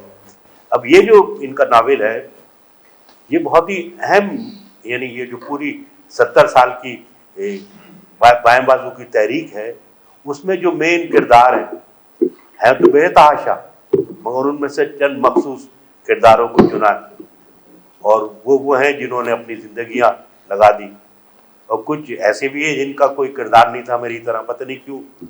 मेरा ख्याल है ये मेरे जो दोस्त हैं जिन्हें मैं नापसंद करता हूँ, वारिस रज़ा, शायद ये इनका कारनामा है। तो अगर इस इन किरदारों को हम देखें तो असल में 2-3 तरह के हमें लोग नजर आते हैं। हसन नासिर नजर आते हैं। हसन नासिर का 13 नवंबर को यौम शहादत है, उनकी कुर्बानी है, वो टॉर्चर कैंप में हलाक हुए। नज़ीर अब्बासी हैं। इमाम अली नादिश ने अपनी पूरी ज़िंदगी लगा दी, जब से वो हिंदुस्तान के बंटवारे के बाद आए वो उन्होंने अपने आप को कम्युनिस्ट तहरीक के लिए वक्फ कर दिया और आखिरी वक्त तक वो उसी जद्दोजहद में रहे। मैं जब पढ़ा करता था तो मेरी मुलाकात तनवीर साहब से हुई और आसफा से हुई, तो ये उस ज़माने में तालिब इल्म थे, मैं भी तालिब इल्म था। मैं देखता था ये कितने इनेमात से काम करते हैं, आसफा कितनी ज़्यादा एक्टिव है। उस ज़माने में मेरा ख्याल है आसफा नौकरी भी करती थी, तो वो उसके बावजूद वो यूनिवर्सिटी आती थी और वहाँ जो जमीयत के ख़िलाफ़ इलेक्शन की तहरीक है उसमें हिस्सा लिया करती थी। उसके बाद जब इनकी शादी हो गई तो इनकी एक्टिविटी में कोई फ़र्क नहीं आया। आसफा चली गई गिरफ्तारी देने शादी के कुछ अरसे बाद पटफीडर में, जो कि हमारे लिए बड़ी बात थी। मैं तो सारी ज़िंदगी इनसे बहस मुबाहिसा ही करता रहा, मगर हम इनकी ज़िंदगी का मॉडल अपने ऊपर नहीं अपना सके। ज़ाहिर है ये मेरी कमज़ोरी है और इसका इकरार करना चाहिए। तो इन्होंने ना लोगों को बदकिस्मती के बाद में जो हालात हुए, इस तरह हमारा पैगाम बार बार रिपीट नहीं हो सका। मैं क्योंकि मीडिया का तालिब इल्म हूँ तो मैंने ये पढ़ा है कि पैगाम वही मौसर होता है जो बार बार रिपीट किया जाए, क्योंकि पैगाम की उम्र बड़ी कम होती है। कोई भी, चाहे सियासी पैगाम हो चाहे मजहबी प्रोग्राम हो, अगर ये मस्जिदों में पाबंदी लग जाए नमाज पढ़ने पे तो बहुत अरसे लोग भूल जाएंगे इसे, इसलिए कि वो बार बार रिपीट होती है वो, क्योंकि तो ये हमारे यहाँ क्योंकि वो मैसेज नहीं गया, बहुत कम गया। सिंधी में तो फिर भी गया, उर्दू में जब तरक्की पसंद तहरीक मजबूत थी तो लिखा गया, उसके बाद कम हो गया। पंजाबी में कम गया, बलोची के अंदर खासा गया, पश्तो के अंदर। तो ये क्योंकि हमारा मैसेज कम हुआ, तो वो जो हमारे दोस्तों की कुर्बानियां जिनकी वजह से यहाँ के अवाम को हुकूक मिले, ये देखिए पाकिस्तान में जो बुनियादी सियासी हुकूक मिले, ये वही मुतालबात हैं जो कम्युनिस्ट पार्टी ने 50 की दहाई में किए, और उसके बाद फिर नेशनल अवामी पार्टी और फिर मजदूर तंजीमों ने, किसान तंजीमों ने, तलबा तंजीमों ने किए। तालीम बुनियादी हक है, रियायत नहीं, ज़मीन किसान की होनी चाहिए, कौमों को हुकूक होने चाहिए। अमरीकी साम्राज्य अगर इस मुल्क में आ गया और हम सर जंग का हिस्सा बन गए तो हमारे पास कुछ नहीं आएगा। ये सारी, और ये कि ये एक कन्फेडरेशन होना चाहिए पाकिस्तान, चारों पांचों कौमी ज़बानों को कौमी ज़बान की हैसियत होनी चाहिए। ये सारे मुतालबात तो यहीं से आए। मजदूरों के लिए इस्लाहात होनी चाहिए, रियासत का बुनियादी काम आवाम के लिए काम करना है, लैंड रिफॉर्म्स, ये सब वहाँ से आए और ये सब इन्हीं लोगों की जद्दोजहद के नतीजे में। अच्छा, इसके अंदर 2-3 हिस्से हो गए। एक तो वो हैं जो सियासी जद्दोजहद में थे, इमाम अली नादिश, आसफा रिजवी, नज़ीर अहमद, तनवीर शेख और मंसूर सईद वगैरह। एक वो हैं जो इससे मुतासिर हुए, उन्होंने समाजी काम किए, जैसे अदीबुल हसन रिजवी साहब। ज़ाहिर वो DSF के दौर में गिरफ्तार हुए। जब 2008 में ये हुकूमत आई तो मुझे जब्बार खट्टक ने कहा कि PTV तैयार हो गए हसन नासिर पे प्रोग्राम करने के लिए, तो आप चलिए। मैं गया उनके साथ, तो वहाँ जो डायरेक्टर थी, एक तो उसको बड़ी वो बोरी ख़ानदान से ताल्लुक़ था उसका, तो एक तो उसे बड़ी हैरत थी। उसने कहा ये कौन है हसन नासिर, बिला वजह वहाँ दारुल हुकूमत से पैगाम आ गया। खैर हम लोगों ने उन्हें बताया, तो फिर मैंने कहा कि भाई फखरुद्दीन जी इब्राहिम साहब को बुलाइए, वो आ जाएंगे। कहेंगे उनका क्या ताल्लुक़, अरे वो तो हमारी कम्युनिटी के हैं। तो मैंने कहा कि आप उन्हें फ़ोन तो करें। खैर उन्होंने बाद में नाखास्ता फ़ोन किया, उन्होंने कहा मैं आऊँगा। तो उसके बाद आए तो उन्होंने वो पूरा किस्सा सुनाया कि उनकी हसन नासिर से दोस्ती कैसे हुई, और उसके बाद वो तरक्की पसंद तहरीक की तरफ हुए। बड़ा शानदार किस्सा है कि फखरुद्दीन जी इब्राहिम जो हैं, जब नए आए और वकालत करते थे, तो एक सहाफ़ी थे सुलहरी साहब, वो बंद हो गए, उनका अखबार था उस पर पाबंदी लग गई। तो ये उनके वकील थे। तो कल के मैं जेल मिलने जाता था, तो मैं एक दिन गया तो एक लंबे चौड़े आदमी ने मुझसे कहा कि मेरी बात सुने, ये 12 नौजवान बंद हैं DSF के, नकवी का आदमी इनसे कहता है माफ़ी मांग लें, मगर ये तैयार नहीं होते, तो आप इनका मुकदमा लड़ें। तो कल के वहाँ से मेरी हसन नासिर से दोस्ती हुई और फिर वो ज़िंदगी के आखिर तक रही। तो वो जो फखरुद्दीन जी इब्राहिम दोबारा किसी हद तक जमहूरी तहरीक से, कानून के नफाज की तहरीक के तरक्की पसंद तहरीक के नज़दीक आए, वो आए ही हसन नासिर और DS अदीबुल हसन रिजवी, मिनाज बन्ना और हमारे प्रोफेसर जमाल नकवी वगैरह जो बंद थे, इनसे दोस्ती के नतीजे में आए।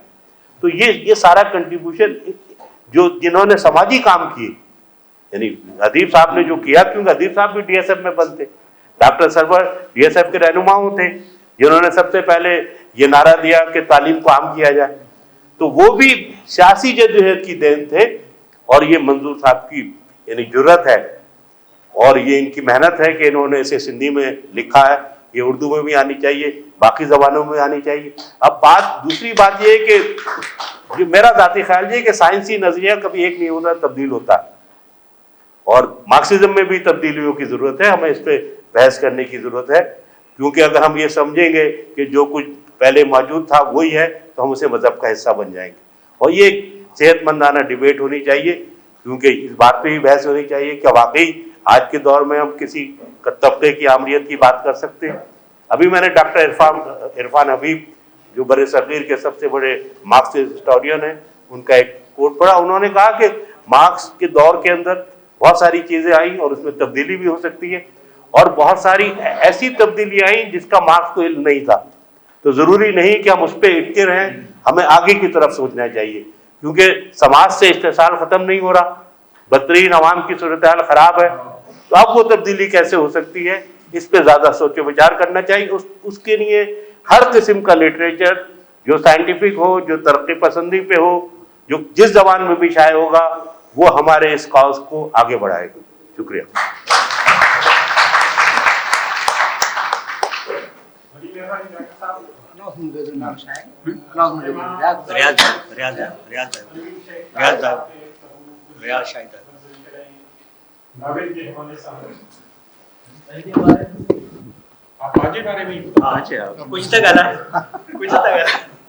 इसमें मैं आपका शुक्रिया अदा करता हूँ कि आपने मुझे ये इज्जत बख्शी। मंजूर साहब ने आवाज़ नहीं आ रही, मैं लगा देता हूँ।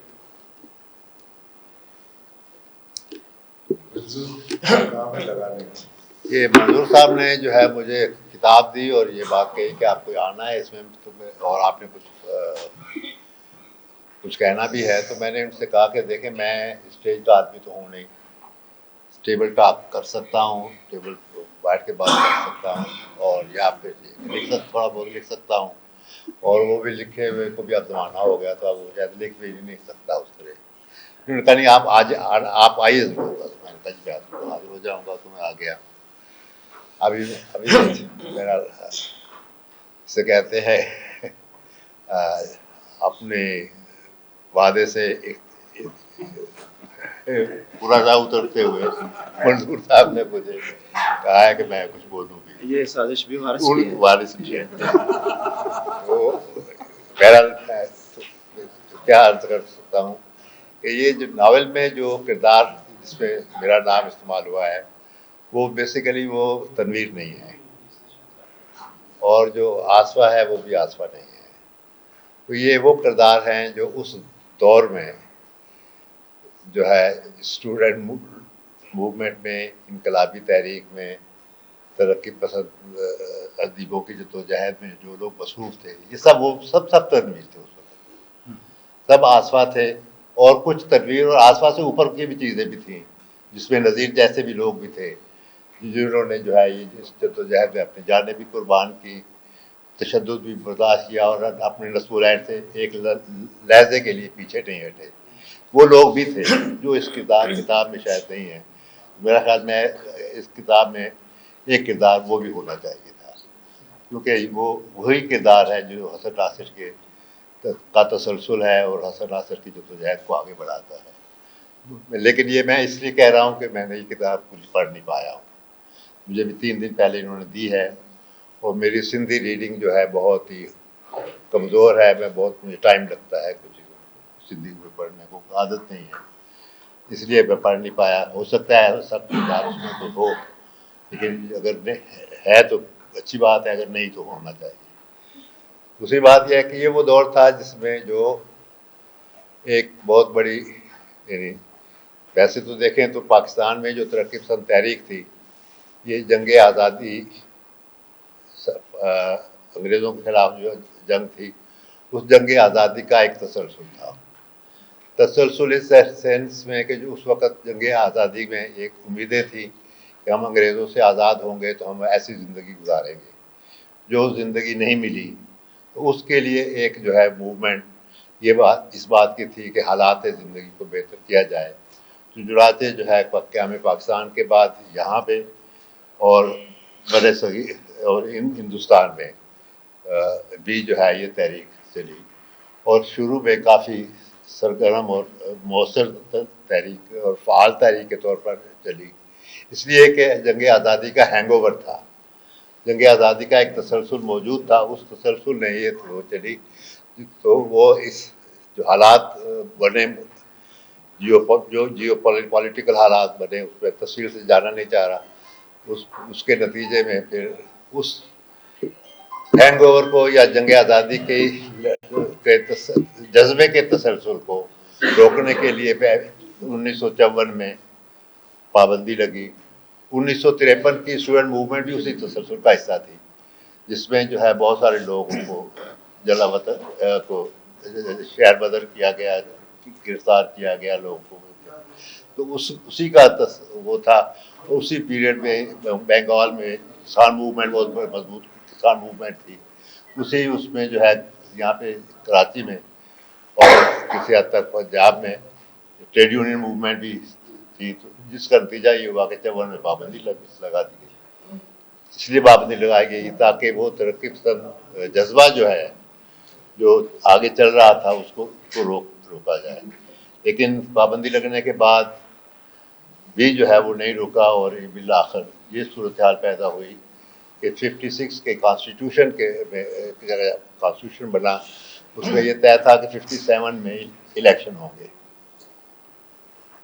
और ये नज़र आ रहा था कि उन इलेक्शन के नतीजे में ये तरक्की पसंद जज्बा जो है रिफ्लेक्ट होगा, और बहुत सारी सीटें, मेजॉरिटी ज़ाहिर नहीं, लेकिन ये कि इतनी सीटें ज़रूर होंगी कि वो असेंबलियों में बैलेंस कर सकेंगे, तरक्की पसंद इस हद तक आ जाएंगे। यानी इस इतना जो है वो जज्बा चल रहा था। तो फिर ये तय हुआ कि ये मार्शल लॉ लगा दिया जाए, और मार्शल लॉ लगा दिया गया।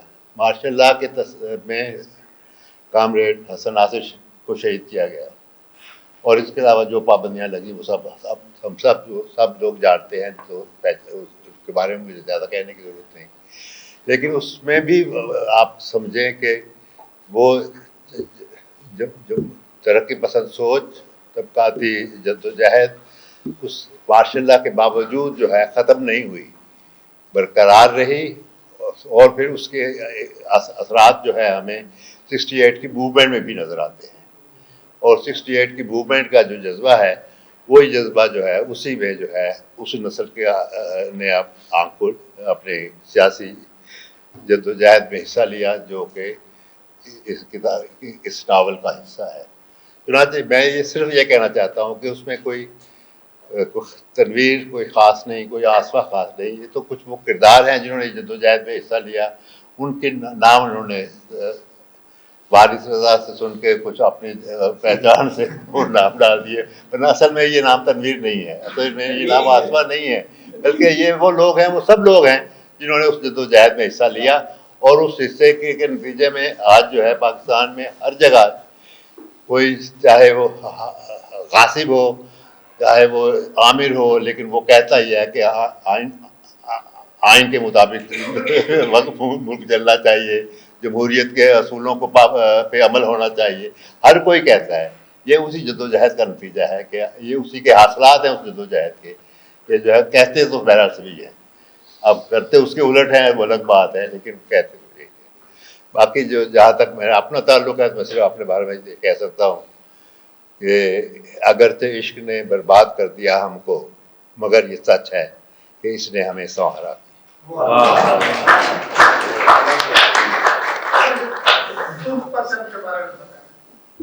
उसका क्या असरात है?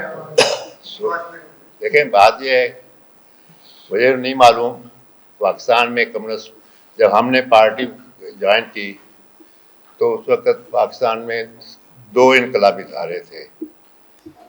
एक कम्युनिस्ट पार्टी ऑफ पाकिस्तान जो कि प्रो मास्को कहलाती थी, एक वो पार्टी थी जिसमें उस्मान बलोच थे। बहरहाल मुझे उसका ज़्यादा पता नहीं, हमारे उस्मान बलोच जहाँ पे थे तो उस पार्टी का मुझे ज़्यादा मालूम नहीं, लेकिन हमारी पार्टी का सूरत हाल ये थी कि हमारी पार्टी में हिदायत जो आती थी, पार्टी पॉलिसी, पार्टी लाइन जिसको कहते हैं, वो मुँह ज़बानी आती थी कि सेंट्रल कमेटी ने अगर कुछ तय किया तो वो उसका आदमी जो है सूबाई कमेटियों में गया तो उसने वहाँ पे बताया, वहाँ से जो है वो ज़िले कमेटियों में का जो इंचार्ज है उसने आके वो बताया, और वहाँ से ज़िले कमेटी के इंचार्ज से सुन के जो ज़िले कमेटी का अरकान है उन्होंने अपने ग्रुप सेल्स में जाके बताया। तो 5-6 सिलसिले जो है वो चलते थे। जब ग्रुप सेल तक बात होती थी तो वो कुछ और होती थी, तो वो इसलिए कि वो लाइन जब तक राइटिंग में नहीं हो तो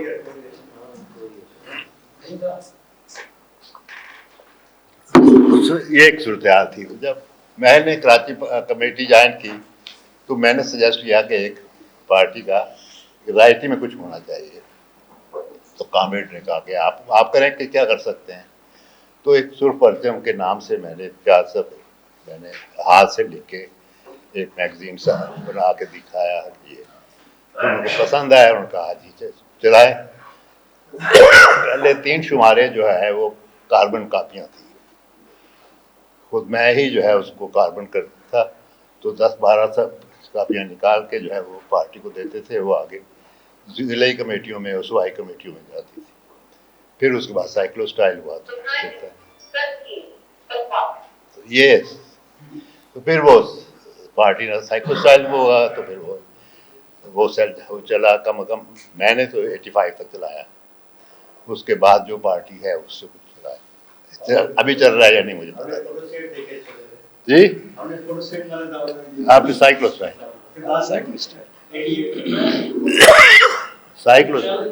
अच्छा कभी वो उस जमाने में साइकिल स्टाइल काटने का भी तो एक खास आदमी होता था ना, मतलब जो काटेगा उसको जहाँ स्टेंसिल काटा जाता था उसको फिर साइकिल स्टाइल किया जाता था, तो आप यहाँ बढ़ाई जाए जाम सकी केस था वही कर बैठे हैं हमारे दोस्त इन डिस्कशन के पाण कंटिन्यू कंदे साईं सुहेल सांगी खां कमेंट्स ते ॿुधंदासीं। उन ते मूं शागिर्द जे सब में नावल पढ़ियो, उन जो थोरो पंहिंजा 2-3 लफ़्ज़ तव्हां सां ज़रूरु शेयर कंदुसि। नावल जेको आहे मूंखे ॾाढो वणियो। इब्तिदाई तौर ते वाकई ईअं महसूसु थियो त हीउ नावल न पियो लॻे, हिन में उहे प्रोफाइल आहे ऐं इन स्टाइल में असांखे आगा सलीम जो नावल हमोस मिले थो। त हीउ नावल जेको आहे उहो प्लाट लेस नावल आहे, जेको सिंधी अदब में असां वटि पहिरियों तजुर्बो जेको आहे उहो आगा सलीम जी सूरत में जो वो बस पढ़ंदासीं तो इब्तिदाई तौर ते इहो थो महसूसु थिए त हर कहाणी ॿी कहाणी खां जुदा आहे, उन में को तसलुल कोन्हे। पर अॻियां हली जॾहिं नावल पंहिंजो ओज ते पहुचे थो त उन समूरनि कहाणियुनि खे समोए ऐं उन्हनि जो किथे न किथे हिकिड़ो तसलुल ठाहे उनखे नावली तौर ते नावल जो पूरे पैरामीटर्स ते खणी अचे थो। त हीउ बि नावल मूंखे थोरो वांगुरु लॻो ऐं हिन में ख़ासि तौर ते तारीख़ जा उहे 2 अहम दौर जेके डिस्कस थिया आहिनि। जनरल अयूब खान जी मार्शल आर्ट जो दौर आहे ऐं ज़ियाउल हक़ ऐं भुट्टे जे दौर सां वाबस्ता उहे किरदार आहिनि, उनजी जदोजहद आहे। उनमें कामरेड आसफा जी जेका जदोजहद आहे उहा हिकिड़ी उत्साहींदड़ जदोजहद आहे। कामरेड हसन नासर जी जेका जदोजहद आहे उनमें रियासत जो जेको जबरी खंबे गुम करे टार्चर करे बेदर्दी सां जेको तशद्दुद थिए थो, टार्चर सेल जे अंदरि ऐं शहादत थिए थी, उहे जेको कर्मनाक मरणो वाक़ियो आहे, उहा पीड़ा उहो दर्द मां सम्झां थो हर उहो फर्द जेको महसूसु करे थो जेको इन्हनि मरण मां गुज़री आयो हुजे। सो उन हवाले सां साईं जेको नावल में पंहिंजी उणत कई आहे ॿोलीअ जी, लफ़्ज़नि जी, उनमें तशदुद जी, उहा बि ॾाढी ज़बरदस्त आहे। ऐं आऊं इन सिलसिले खे अॻियां वधायां थो ऐं सुहेल सांगी साहब खे गुज़ारिश कंदुसि त पाण हिन नावल ते जेको आहे ॿ लफ़्ज़। इससे पहले कि मैं थोड़ा सा एक जुमला रह गया था, गुजार है एक जुमला से तो ये है कि मेरे ख्याल में नावल और अदब जो है और उसमें और न्यूज़ रिपोर्टिंग में बहुत फ़र्क होता है। न्यूज़ रिपोर्टिंग जो है उसमें रिपोर्टर का गैर जानेदार होना बहुत ज़रूरी है। न्यूज़ रिपोर्टर का स्टोरी से, कहानी से सिंपैथाइज करना जो है वो एक ख़राब रिपोर्टर की निशानदेही है। अदब में नावल निगार का, स्टोरी राइटर का, शायर का किसी काज से सिंपैथाइज करना ज़रूरी होता है। इसलिए ये वारिस रज़ा साहब का ये फरमाना मुझे नहीं समझ में आया किस तरह वो कह रहे हैं। वो शायद चूँकि जर्नलिस्ट हैं तो जर्नलिज्म की जो थेरीज है उसको वो लिटरेचर पे इस्तेमाल कर रहे हैं, वरना लिटरेचर जो है वो गैर जानिबदार नहीं होता, वो कहीं ना कहीं होता है।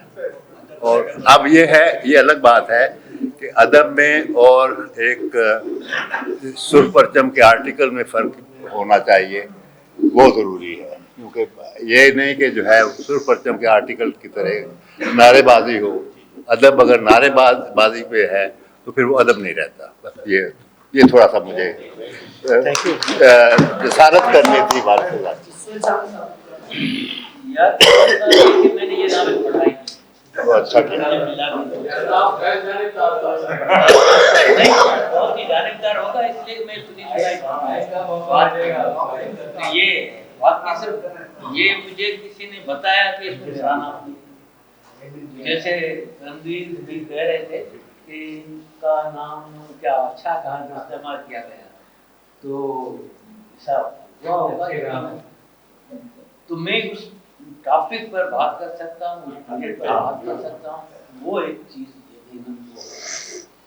मुझे एक और फिलिपीन की जो गोरिल्ला मूवमेंट थी, हक मूवमेंट, वो उसके ऊपर एक रियल स्टोरी पर नावल लिखा, दी फॉरेस्ट। वो अमेरिकन राइटर थे विलियम ओमरे। वो बहुत ही मतलब गजब का किताब।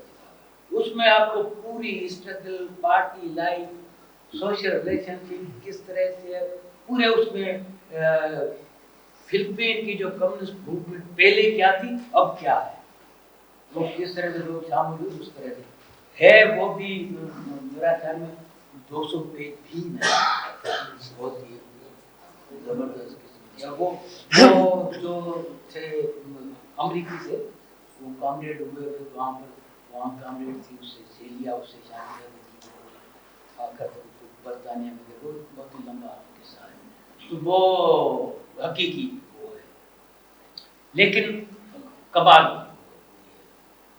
तो ये जो मैं सुन रहा था ये चीज़ें, तो उसमें मुझे जैसे लोग कह रहे थे, उससे मुझे लगा कि बहुत सारी चीज़ें जो है रॉ मटेरियल था जो कि ठीक से पक नहीं पाया, वो भी होता है।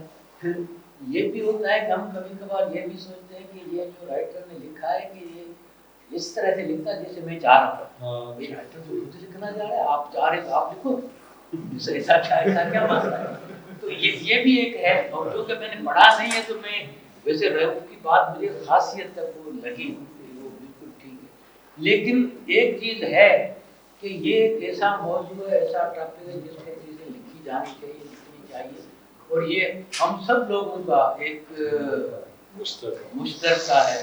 वो फैज ने वो नहीं कहा था, बड़ा है दर्द का रिश्ता, तो ये हमारा सबका एक मुश्तरका दर्द का रिश्ता है, तो वो तो होना चाहिए। और वो अच्छा नहीं हुआ है, हम दोबारा से लिखेंगे, कोई और अच्छा लिखेगा, ये तो चलता रहेगा।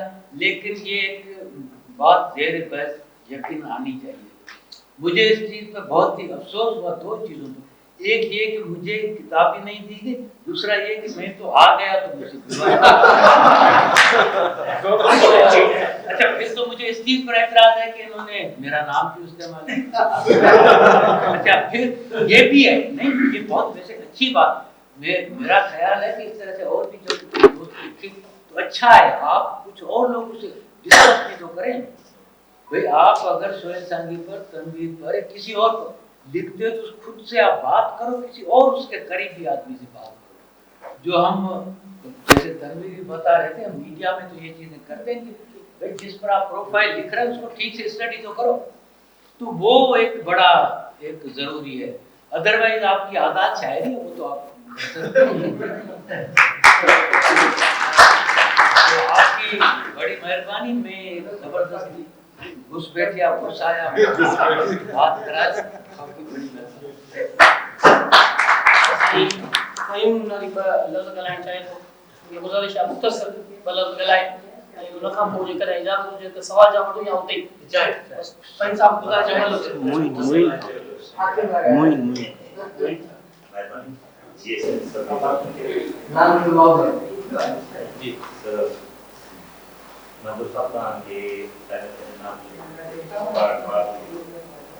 तमाम शानदार सुठो नॉवेल लिखियो आहे ॻाल्हि आहे फिक्शन जी नॉवेल टेक्निकल सवाल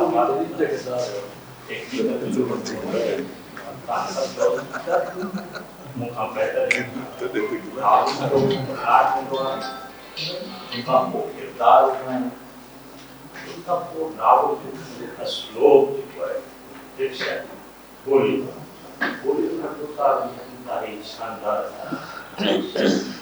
शानदार जो सिंधी जा नागरिक जेके सिंधी जा अटल सिराज शाह जो नावेल आहे करण मुंशी आहे ऐं पढ़ाड़ू थोरी सज उहे अहिड़ा नावेल आहिनि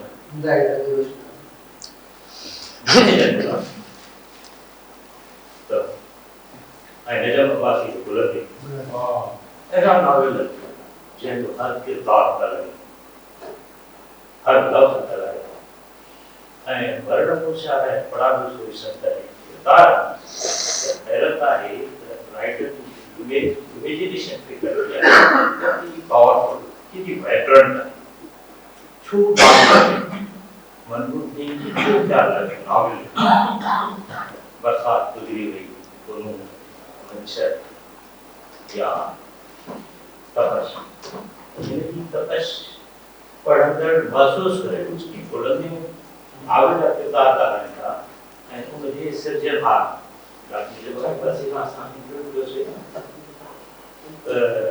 ही छोड़ डॉक्टर जब बसी का है तदब्बर में तमहीद में फाहम में बोली में साफ एक्टिटो जीएस थे बहुत लोग इधर के देश तो दो हम सिगड़ी के रहतिया सेंचुरी में अगर विसाव तो हम क्यों तरीके किरदार चिट्ठा मुझे करे चिट्ठा उनकी कोण जो फायदो समाज में तब्दीली तो जेड़े मुझे बुलंदी जा खुदा वर्णन से बड़ा कुछ सकते हैं तो बंधु ने ये नजा पंजाब किरदार था बड़े बंधु था इंटरव्यू लिखियो ताकि नाटक गुफ्तगू था इन जा किरदार पंजाब ही के कर रहे हैं अभी काम की मुबारकबाद है किरदार पूरे पे बैठा है उन्होंने सब ताड़ी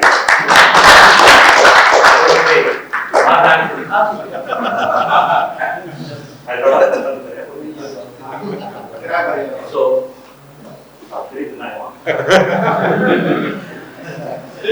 काफी से लिख रहा है तो इन किरदार में भी पंजाब का हमारा का ड्रॉप साउथ जी कर रहे हैं ड्रॉप सारी तो say you are also student of the literature contemporary text पटरी अखाड़े में उन्होंने नावल असां के लिए पढ़ना है तमाम शानदार नावल कंटेम्पररी प्रोलॉग शास्त्री अंग्रेजी बोली अबोध लतीफ सिंधी बोली तो वो करता तो कंटेम्पररी टेक्स्ट तमाम शानदार उन एक किरदार है यो ताड़ी बजाई किरदार पहलो राइटर इमेजिनेशन फैकल्टी तस्वर वीएन में सो बंदो तो उन जा किरदार दिंदा है ओ नावेशन की तारीफ करो नहीं रात लिखियो तो उन किरदार तस्वरा दिया शेर ख्याल लिखियो ए काश ये तू जानी हां आजाद साफ दुनिया वो इन मोटे मतलब में था जिंदा आज से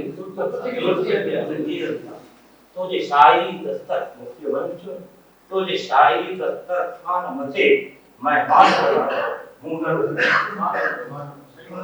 माफ कर लो सही बोलिए कोशिश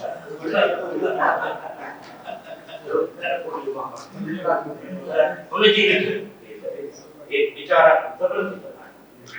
सो तत्सु तस्वदी बना शायर नहीं खास बना ही जाने में तो ही किरदार आसपा तनवीर या आसिर सही या साइंस की कोई नालो सही को भी नाल में सभी का या वाइड बस बंगाली मुझे बोल रहे हो वाहिद बख्श बलोच वाहिद बख्श बलोच साईं वाहिद बख्श बलोच अच्छा बंगाली सही हाँ जी दुरुस्तीकरण में बड़ा वो पके बैठा है साईं तवा अगर ड्रैग कर दो मां खत्म क्या मां सो मां जो नंढो वर्ण मुंह साथ दो हाणे मां तो तय जे करे वो किताब वो गालाए एंड वाइड बस बंगाली बेको सिंबल हो तय जे करे ई टेक्निकली नावल यानी कि राइटर एंड फिक्री तौर पे मुफक्किर होना कोई ट्रेंड मंजूर ट्रेंड सेटर हा